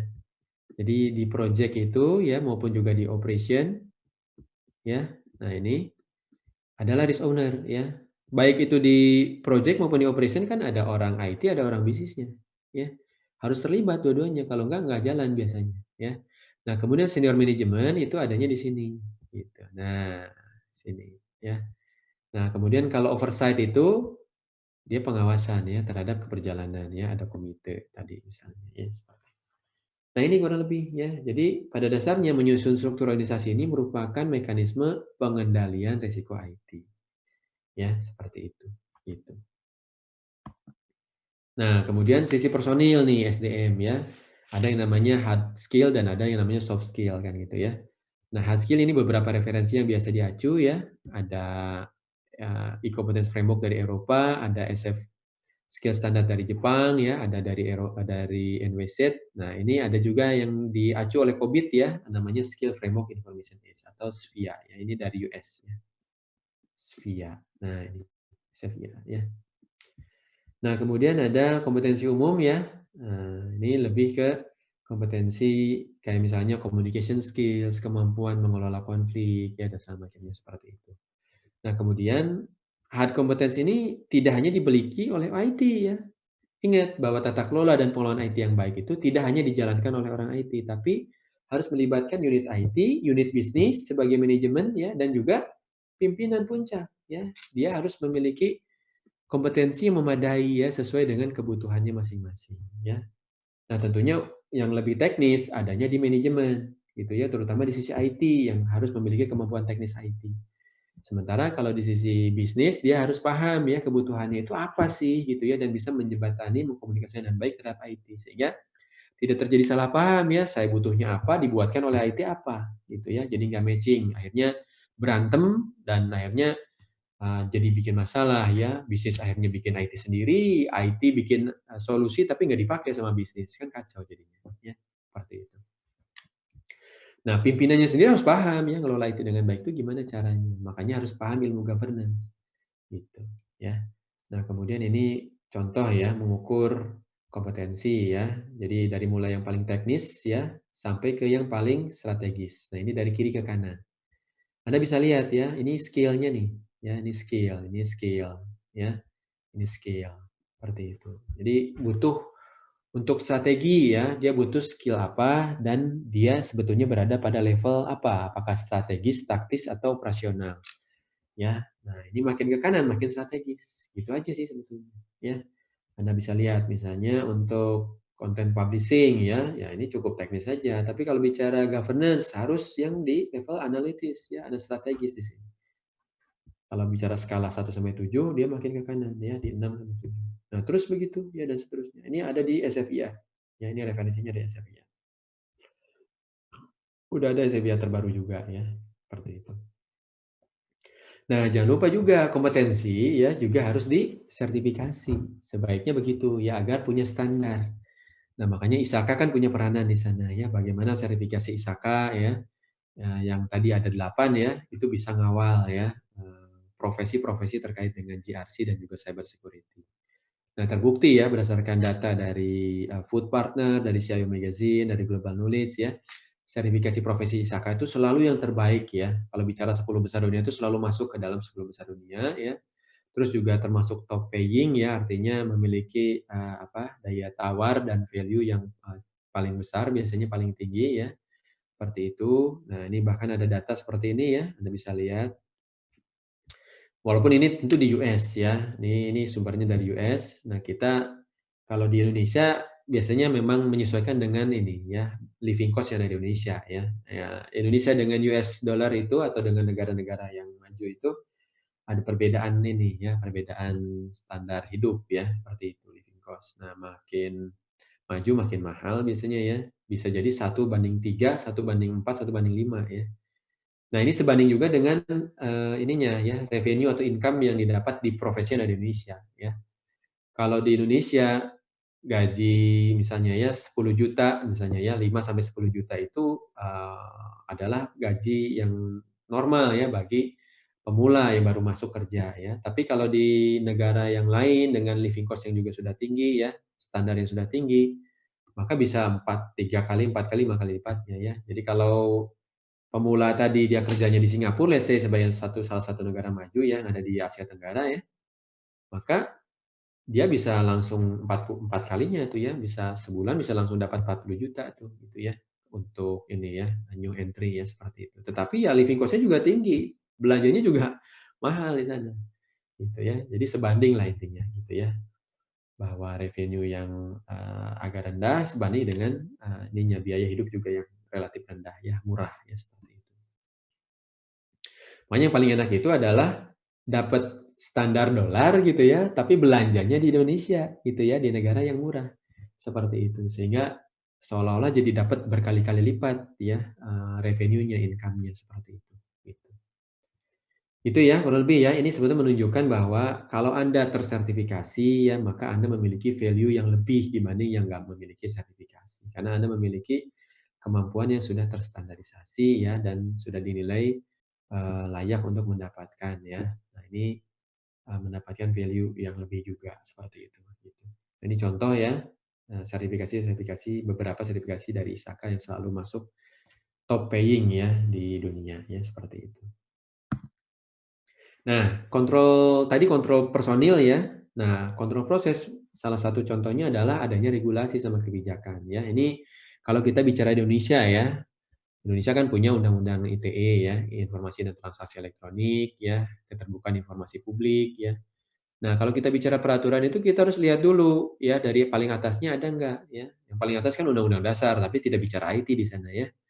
Nah, yang ada itu di level undang-undang tuh udah mulai ada IT-nya ya, ITE, informasi ya, diturunkan menjadi peraturan pemerintah. Peraturan pemerintah diturunkan menjadi apa tuh peraturan menteri misalnya ya, atau peraturan daerah. Kemudian juga bisa menjadi peraturan yang sifatnya datang dari pimpinan ya, misalnya Perpres ya. PP itu ada Perpres juga ya yang dia keluarkan oleh presiden, atau Permen yang diturunkan oleh menteri yang mengikat lembaga terkait saja gitu ya. Tidak semuanya biasanya ya. Makin ke bawah makin skupnya makin kecil. Seperti itu. Ada Permen di level menteri, ada Pergub di level gubernur ya, ada Perwal di level wali kota, dan juga ada Perbub ya di level bupati. Karena Indonesia kan desainnya seperti itu secara struktur ya. Nah, kurang lebih itu ya. Jadi peraturan itu mekanismenya cascade seperti itu ya, undang-undang, peraturan pemerintah, peraturan presiden, peraturan menteri ya, peraturan Bank Indonesia dan segala macamnya seperti itu misalnya ya. Nah, ini kalau kita bicara di pemerintah ya, pemerintah sudah punya yang namanya sistem pemerintahan berbasis elektronik atau kita sebut sebagai e-government ya. Seperti itu. Ini beberapa menteri terkaitnya, kementerian terkaitnya, kemudian ini framework-nya ya. Jadi ada yang buat rencana induk, ada arsitektur, ada roadmap ya, ada anggaran, proses bisnis, data dan informasi, kemudian ada yang di TIK-nya ya. Nah, warna ini menunjukkan siapa yang bertanggung jawab atas itu ya. Ada keamanan, ada BSSN ya, pusat data atau data center, infrastruktur ya, kemudian aplikasi dan juga middleware-nya dan segala macamnya itu ada di Kominfo gitu ya. Sementara Pan-RB dia menangani layanannya gitu ya. Layanan publik berbasis elektronik, manajemen resiko juga ada ya. Nanti kita bahas ya, manajemen resiko itu juga udah keluar ya, baru aja keluar bulan lalu ya. Dan ini wajib diterapkan di seluruh ya KLD di Indonesia ya. Ada 640 kurang lebih 650 KLD di Indonesia ya, kementerian, lembaga sampai ke pemerintah daerah ya di provinsi, kota maupun kabupaten. Ada manajemen SDM ya, ada keamanan, ada perubahan sistem manajemen, ada manajemen data, pengetahuan, TIK dan juga layanan ya. Kemudian juga ada audit juga. Nah, ini ya jangan lupa seperti itu. Nah ini ya, jadi ini adalah framework untuk e-government ya. Jadi lengkap ini people proses teknologinya Anda lihat ya, ada ininya, ada yang awal ya. Dan ini lembaganya ya, ada 7 lembaga yang mengawal secara teknis ya. Nah, ada lagi satu data Indonesia nih, sebetulnya tata kelola data nih. Ya, visi misinya untuk mendorong pengambilan kebijakan berdasarkan data yang benar. Karena tadi kan kita bisa lihat di awal ya, banyak data kotor gitu ya. Ini harus kita bersihkan ya. Kita bisa jadikan data menjadi informasi dan bisa digunakan sebagai referensi untuk pengambilan keputusan ya. Kemudian harus ada indikator ya, alat ukurnya, strateginya, kemudian implementasinya seperti apa ya. Seperti itu. Nah, ini juga udah keluar ya peraturan pemerintah mengenai Satu Data Indonesia ya di tahun 2018 ya. Seperti itu, ada peraturan presiden juga mengenai SPBE tadi gitu ya. Kemudian juga kalau untuk konteksnya BUMN ada ya peraturan Menteri BUMN tahun 2018 sudah diupdate juga yang mengharuskan menerapkan tata kelola ya minimal levelnya 3. Kemudian juga mengharuskan memiliki master plan IT ya. Anda kan belajar menyusun master plan juga ya, perencanaan strategis IT. Kemudian prinsip-prinsip tata kelolanya ya ada beberapa ya, manajemen organisasi data, aplikasi teknologi dan keamanan. Kemudian juga ada referensi framework nih ya. Dia sebutkan juga ada COBIT, ITIL, ISO ya 38500, ISO keamanan, ISO layanan, TOGAF untuk arsitektur, PMBOK ya untuk manajemen proyek ya dan juga DAMA untuk data governance ya. Ini semua menjadi referensi utama untuk di BUMN ya. Nah, ini gambarnya kurang lebih seperti ini ya. Nah, ini kurang lebih. Nah, ini yang terbaru ya. Ini yang terbaru baru fresh from the oven ya, adalah Permenpan ya sebagai turunan dari Perpres mengenai SPBE tadi ya. Ini berlakunya untuk pemerintahan ya. dasarnya adalah ISO 31000 ya, di mana Anda bisa lihat di sini adalah budaya manajemen risiko, gimana caranya ya, sementara ini adalah prosesnya. Ya, nah ini adalah proses. Jadi ya, yang kita lakukan tadi ya dengan berdasarkan COVID sebetulnya sama, karena referensinya Permenpan ini, kebetulan saya juga tim penyusunnya ya, ini adalah ISO 31000 ya, dan juga COVID 5 FORIS ya. Jadi kurang lebih seperti ini prosesnya.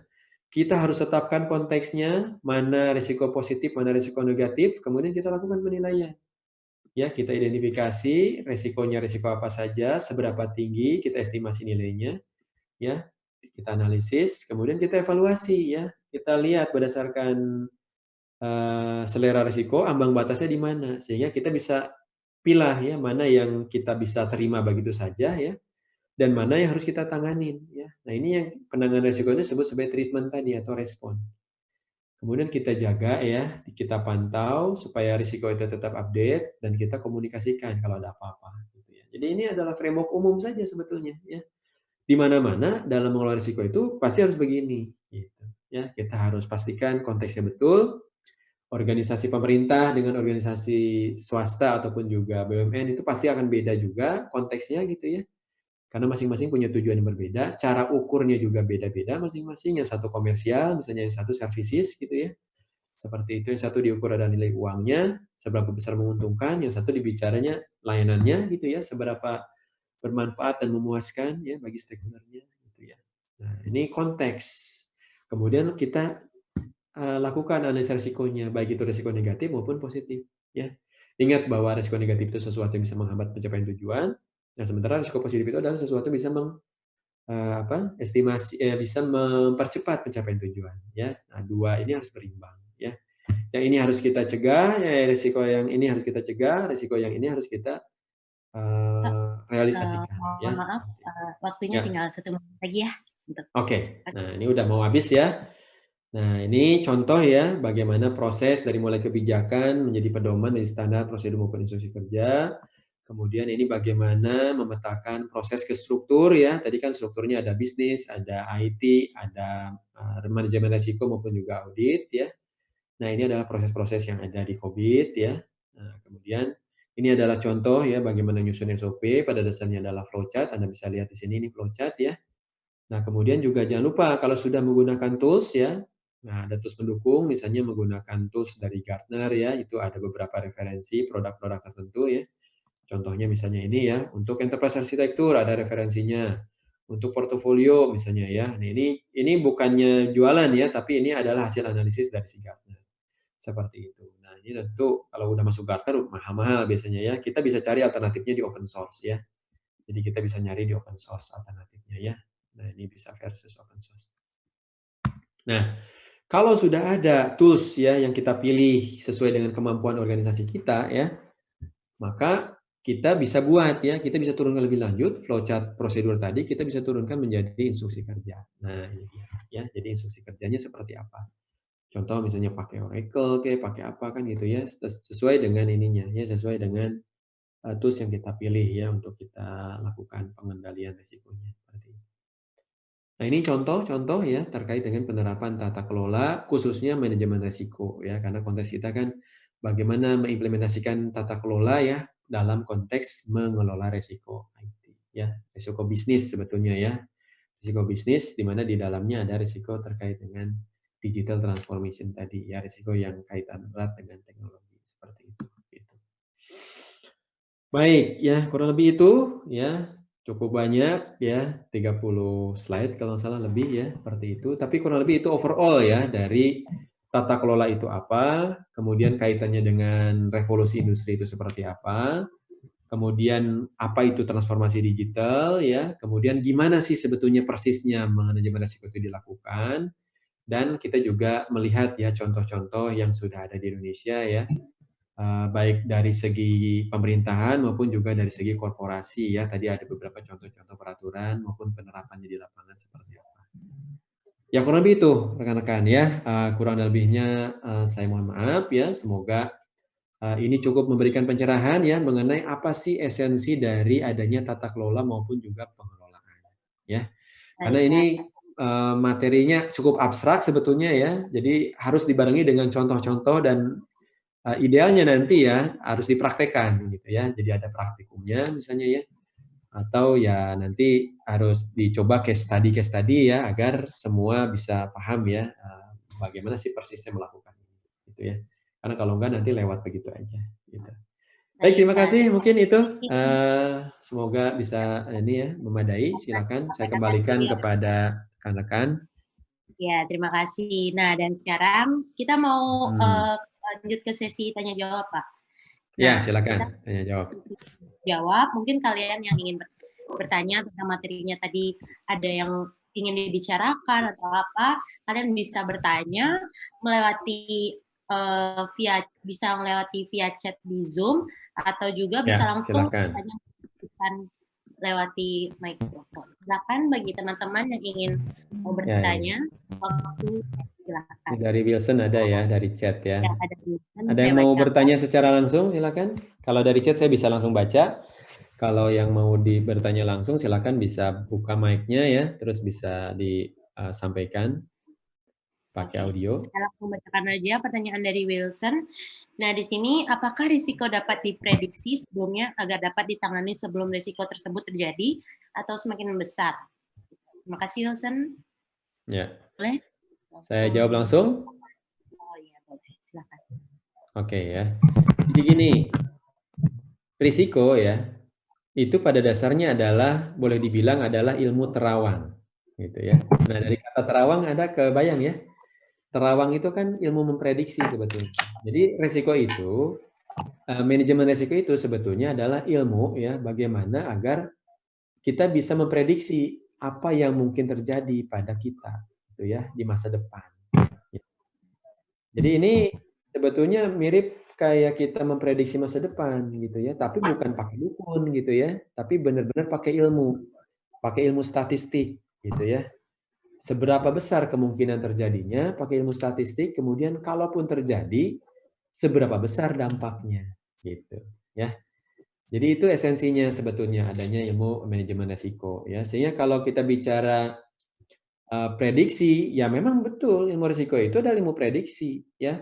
Nah, nanti kita kan kalau bicara risiko negatif, kita harapkan kita bisa cegah ya. Atau kalau misalnya kalaupun sejelek-jeleknya terjadi gitu ya, kita bisa tanganin gitu ya. Misalnya listrik mati, nggak apa-apa kejadian, tapi kita siap gitu ya dengan adanya UPS misalnya ya, dengan adanya genset misalnya dan macamnya seperti itu gitu ya. Jadi kalau bicara menangani risiko negatif ya kita dari mulai mencegah ya, kemudian kalaupun terjadi kita bisa kita bisa berlanjut ya, dan kalaupun sudah keburu rusak ya, kita bisa memperbaiki gitu loh. Nah, itu ilmu resiko untuk memanage resiko yang negatif. Tapi kebalikannya kalau untuk resiko positif ya, justru kita pengen itu terjadi ya. Resiko positif misalnya yang termasuk resiko positif adalah misalnya peluang ya dengan adanya regulasi IT yang baru misalnya ya. Nah, regulasi IT yang baru kalau tidak diterapkan maka akan kita kena penalti ya. Nah, daripada kena penalti maka kita ambil manfaatnya ya, dengan adanya regulasi kita bisa mengontrol IT dengan baik sehingga kita bisa mendapatkan manfaat dari IT. Nah, itu contohnya ya. Jadi kita perbesar dengan cara apa? Ya kita realisasikan ya regulasi IT-nya kita adopsi ya ke organisasi kita. Seperti itu misalnya. Nah, itu ya risiko positif itu peluang-peluang, misalnya peluang proyek ya, peluang-peluang dalam teknologi baru misalnya ya, digital transformation itu peluang, tapi juga sekaligus sesuatu yang bisa menghambat kalau terjadi dan kita gagal gitu ya. Gitu ya. Dan tujuannya memang mengecilkan resiko sampai ke titik kita bisa terima gitu ya kalau resiko negatif. Nah, sementara kalau resiko positif justru memperbesar sampai itu terjadi ya, kalau bicara peluang ya atau opportunity. Kemudian pertanyaan berikutnya ya dari Stefanus Ivan ya, Siswanto. Pertama, Ya. bekerja sebagai IT governance ya, apakah sebagai analis, project manager, change management? Ya, banyak profesi di sisi governance ya, bisa di sisi GRC ya, Misalnya kalau dari segi teknisnya ya, misalnya teman-teman yang awal cyber security misalnya ya, teman-teman yang awal pengembangan, teman-teman yang awal operasional, itu pada dasarnya kan harus menerapkan governance di levelnya masing-masing. Kalau misalnya beranjak ke level yang lebih menengah gitu ya, ada analis misalnya ya, ada project managers ya, ada sistem analis, ada change consultant bisa jadi kan gitu ya. Nah, ini dia kan fungsinya lebih ke menengah ya, bagaimana memimpin tim yang kecil gitu ya, unit gitu ya atau divisi agar bisa menerapkan governance, risk management maupun compliance maupun juga security dengan memadai ya. Atau bicara di level paling atas ya, butuh juga ya ilmu governance, risk management sama compliance ini di level pimpinan ya.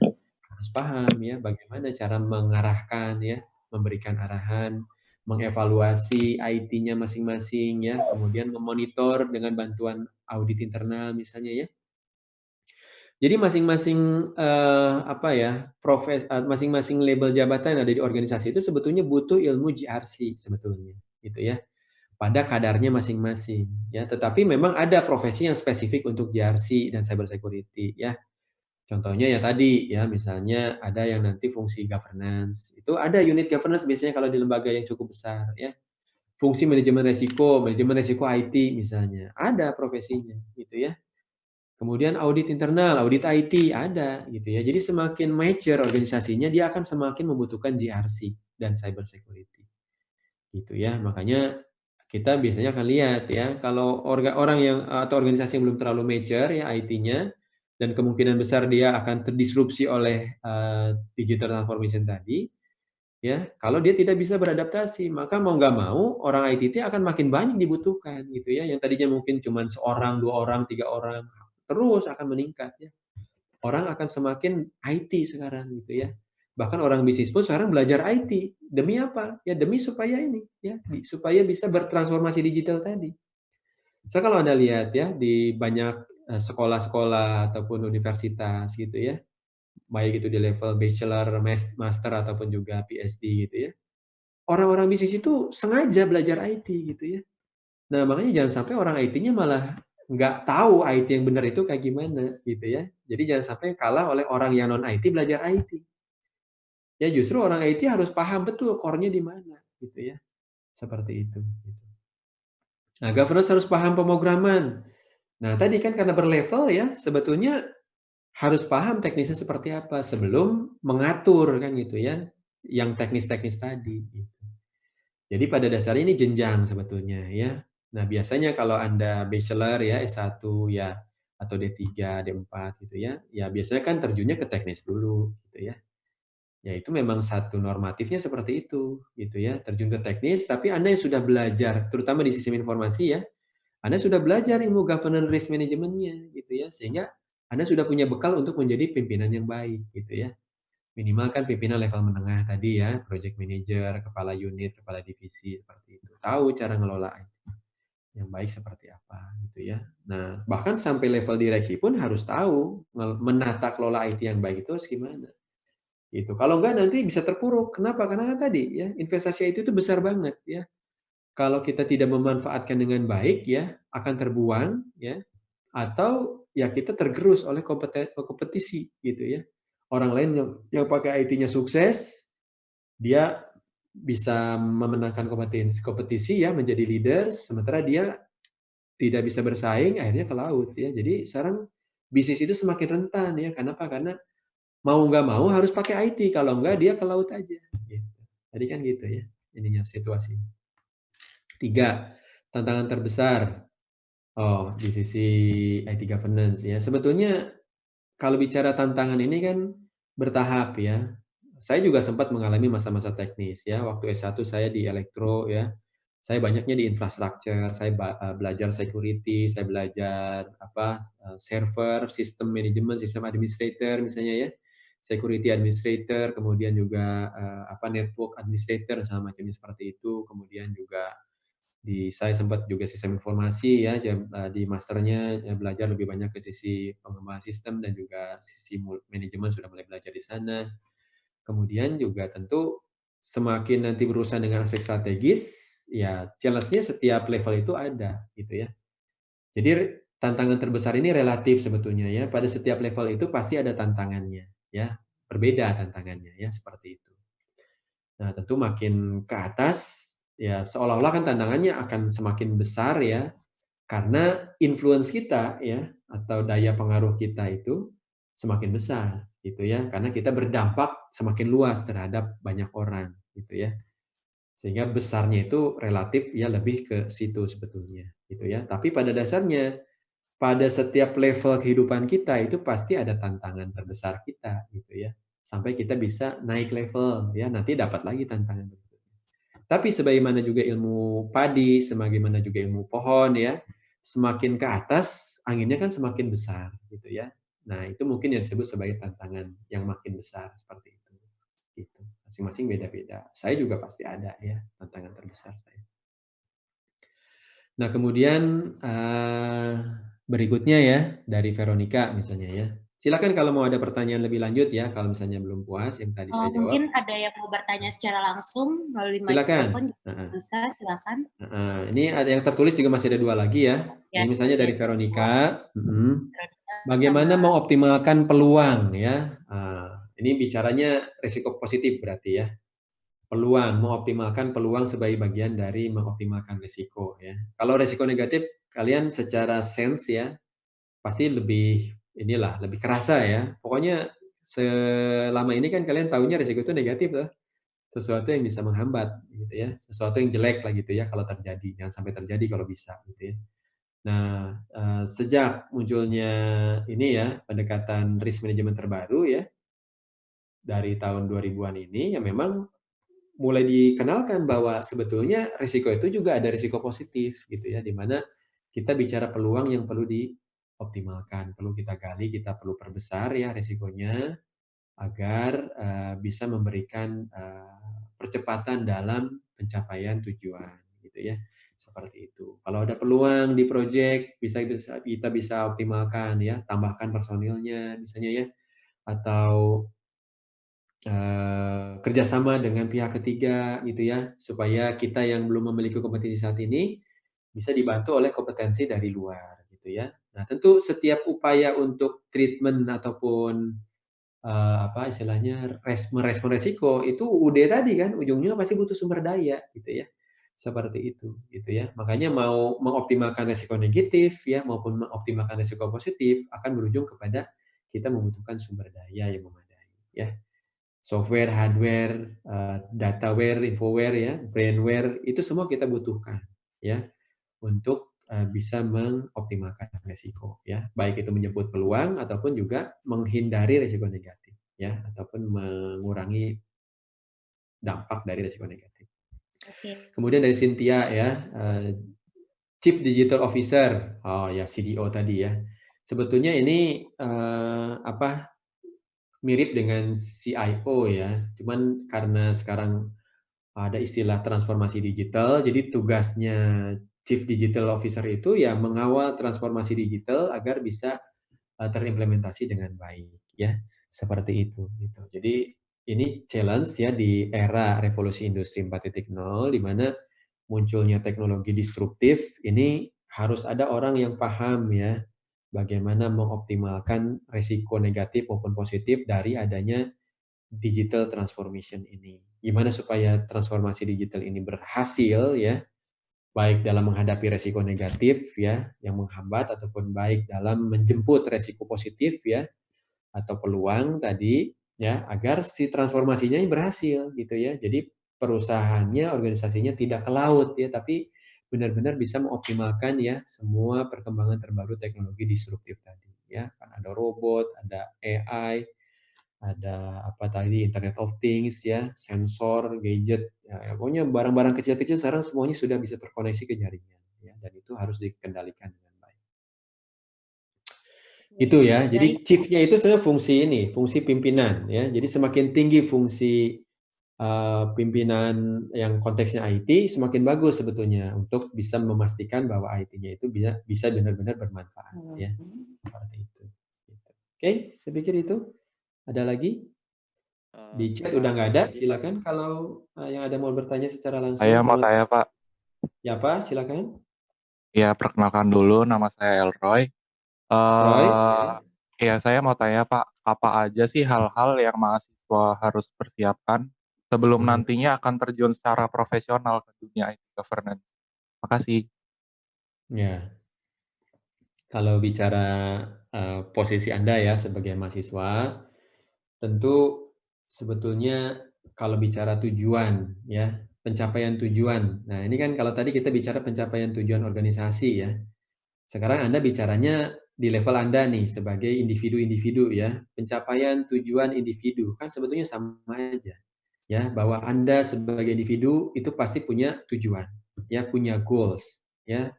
Visi misi Anda itu apa sih? Gitu, ya. Visi misi Anda itu apa? Tujuan Anda itu apa? Let's say ya, kalau kita bicara status seorang mahasiswa, ya setidaknya kan pasti dia punya tujuan, saya pengen lulus kan gitu ya. Nah, supaya lulus sesuai dengan apa ya, target masing-masing kan beda-beda ya. Ada yang misalnya pengen tepat waktunya masing-masing kan beda, ada yang 4 tahun, ada yang pengen lebih cepat misalnya ya, ada yang pengen kenyang pengalaman sehingga lama sedikit juga nggak apa-apa misalnya ya. Nah itu masing-masing bisa beda tujuannya ya, sesuai dengan visi masa depan Anda mau jadi apa ya, misi Anda, tujuan hidup apa, misi hidup Anda itu apa ya, peranan Anda dalam kehidupan Anda dan, sekitar Anda itu apa gitu ya.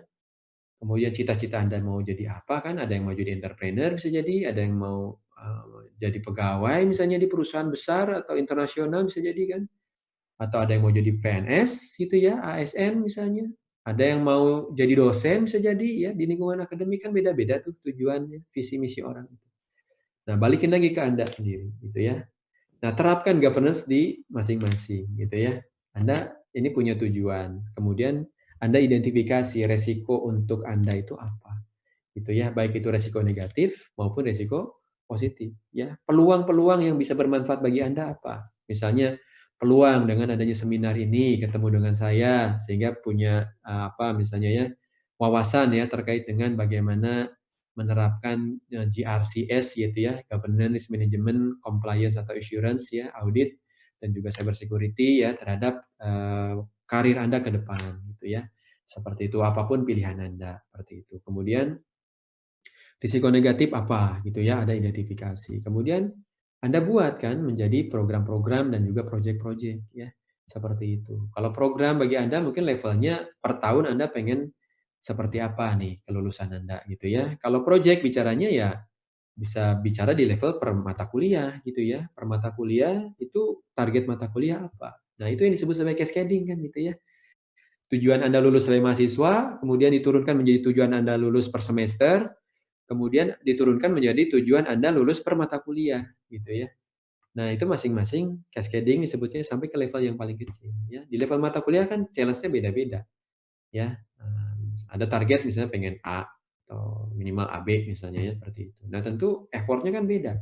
Peluang apa supaya saya dapat A, ya. Kemudian resiko apa supaya saya tidak terhambat untuk mendapatkan A misalnya. Nah, setiap risiko itu Anda identifikasi, Anda treatment kan, Anda buat plan-nya seperti apa, gitu. Nah, plan untuk lulus mata kuliah governance misalnya, plan untuk lulus semua mata kuliah di semester 4 ini atau 6 atau 8 bagi Anda yang udah mau lulus itu ya, seperti apa, gitu. Nah, ini kan semua ada. Sampai ujung-ujungnya itu semua akan berkontribusi kepada kelulusan Anda sebagai mahasiswa dan menuju ke sarjana kan gitu ya. Nah, tadi bisa aja kan, saya pengen tujuan saya sarjana plus misalnya ya. Saya mendapatkan Eskom atau sarjana apa ya? Ada apa keluarannya sarjana kom ya? Eskom ya? Sarjana komputer ya? Lulusannya Iya, ya. Dulu iya dulu Pak sarjana Eskom. sistem informasi ya. Dulu sarjana sistem informasi sekarang dirubah nomenklaturnya jadi sarjana komputer ya. Kemudian Anda pengen koma-koma gitu kan, koma CSX fundamental, koma COVID-5 atau COVID 2019 fundamental, koma CIPM misalnya ya, Project Manager Associate misalnya ya, atau koma apalagi dari BNSP kan ada sertifikasi yang level fundamental ya untuk manajemen layanan misalnya ya, keamanan misalnya ya ada CSX fundamental misalnya. Nah itu contoh ini aja lah ya, contoh kecil untuk menyiapkan Anda untuk bisa terjun ya ke menjemput cita-cita Anda masing-masing. Kan beda-beda masalahnya ya. Seperti itu. Nah, intinya ya melengkapi bekal Anda ya untuk bisa nanti terjun ke masyarakat ya. Mau ke industri kek, mau sekolah lagi kek. Nah, masing-masing nanti akan ada program-program yang berbeda-beda. Seperti itu. Nah, itu apalagi ditambah dengan kampus merdeka nanti ya, Anda dilengkapi dengan kemampuan praktis ya, Anda bisa memilih berbagai apa istilahnya silabus sesuai dengan kebutuhan Anda, mata kuliah juga sesuai dengan kebutuhan Anda pengen jadi apa, bahkan juga Anda bisa milih kan mau internship di mana aja yang sesuai dengan target Anda di masa depan ya, untuk mempersiapkan Anda bisa lebih siap.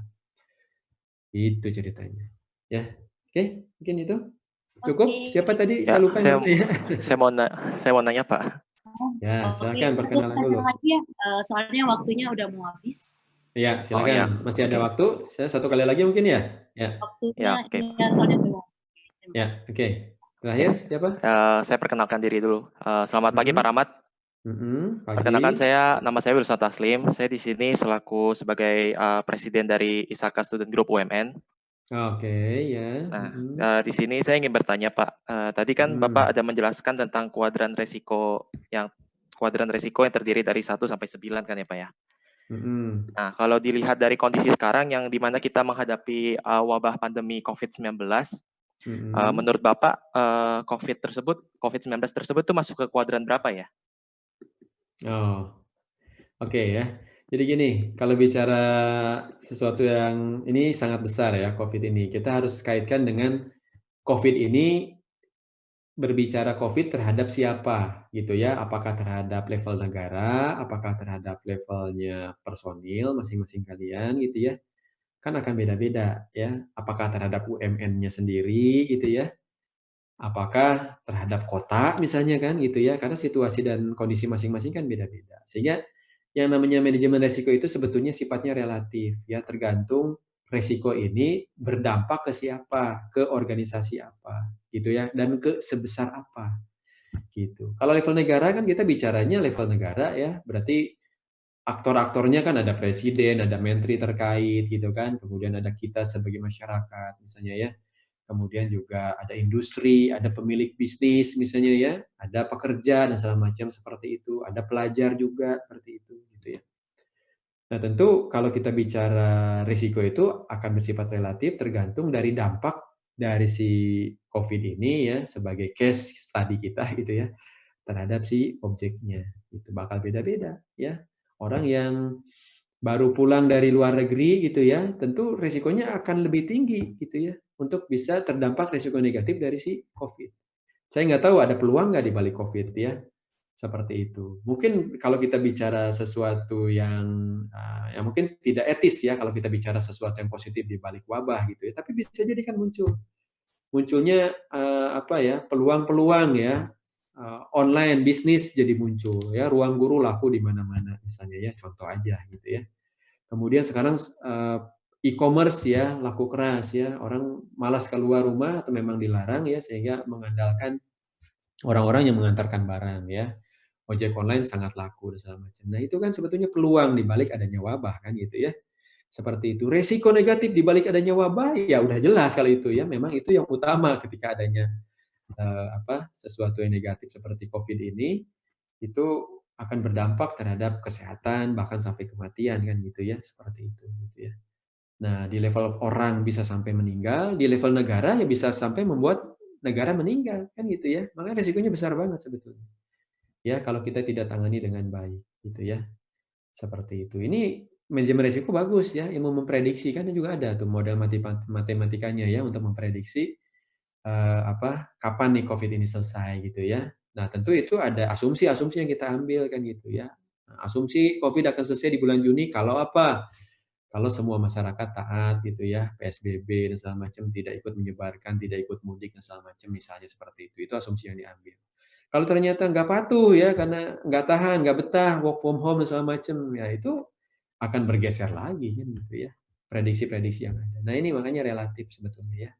Situasinya dinamis ya kalau bicara manajemen resiko. Tapi kita harus prediksi ya supaya kita tahu memutuskan itu berdasarkan resiko. Itu ya, berdasarkan pemahaman mengenai profil resiko, bukan semata-mata asal bunyi saja ya, nggak ngerti situasinya ngomong di depan publik misalnya ya seperti itu, nggak punya data, nggak punya analisa ya, nggak punya prediksi. seenaknya aja, misalnya nggak bisa seperti itu kan gitu ya. Nah, ini. Jadi belajar manajemen risiko itu ilmu yang sangat penting ya, sebagai bekal bagi Anda untuk mengambil keputusan yang terbaik. Itu sebetulnya esensinya ya, di level apapun Anda. Baik sebagai individu ya atau sebagai organisasi ya. Nah, misalnya organisasi tadi Isaka Student Group ya, terpengaruh nggak dengan itu? Atau UMN lebih besar lagi ya, atau bahkan selevel negara gitu ya. Seperti itu. Oke, baik, Gitu terima kasih ya. Pak. Baik, terima kasih. Nah, karena waktunya sudah habis, kita Iya. sesi tanya jawab akan kita tutup. Dan selanjutnya Iya. Bapak boleh stop screen share dulu. Ya, baik. Saya Ya. stop screen share-nya ya.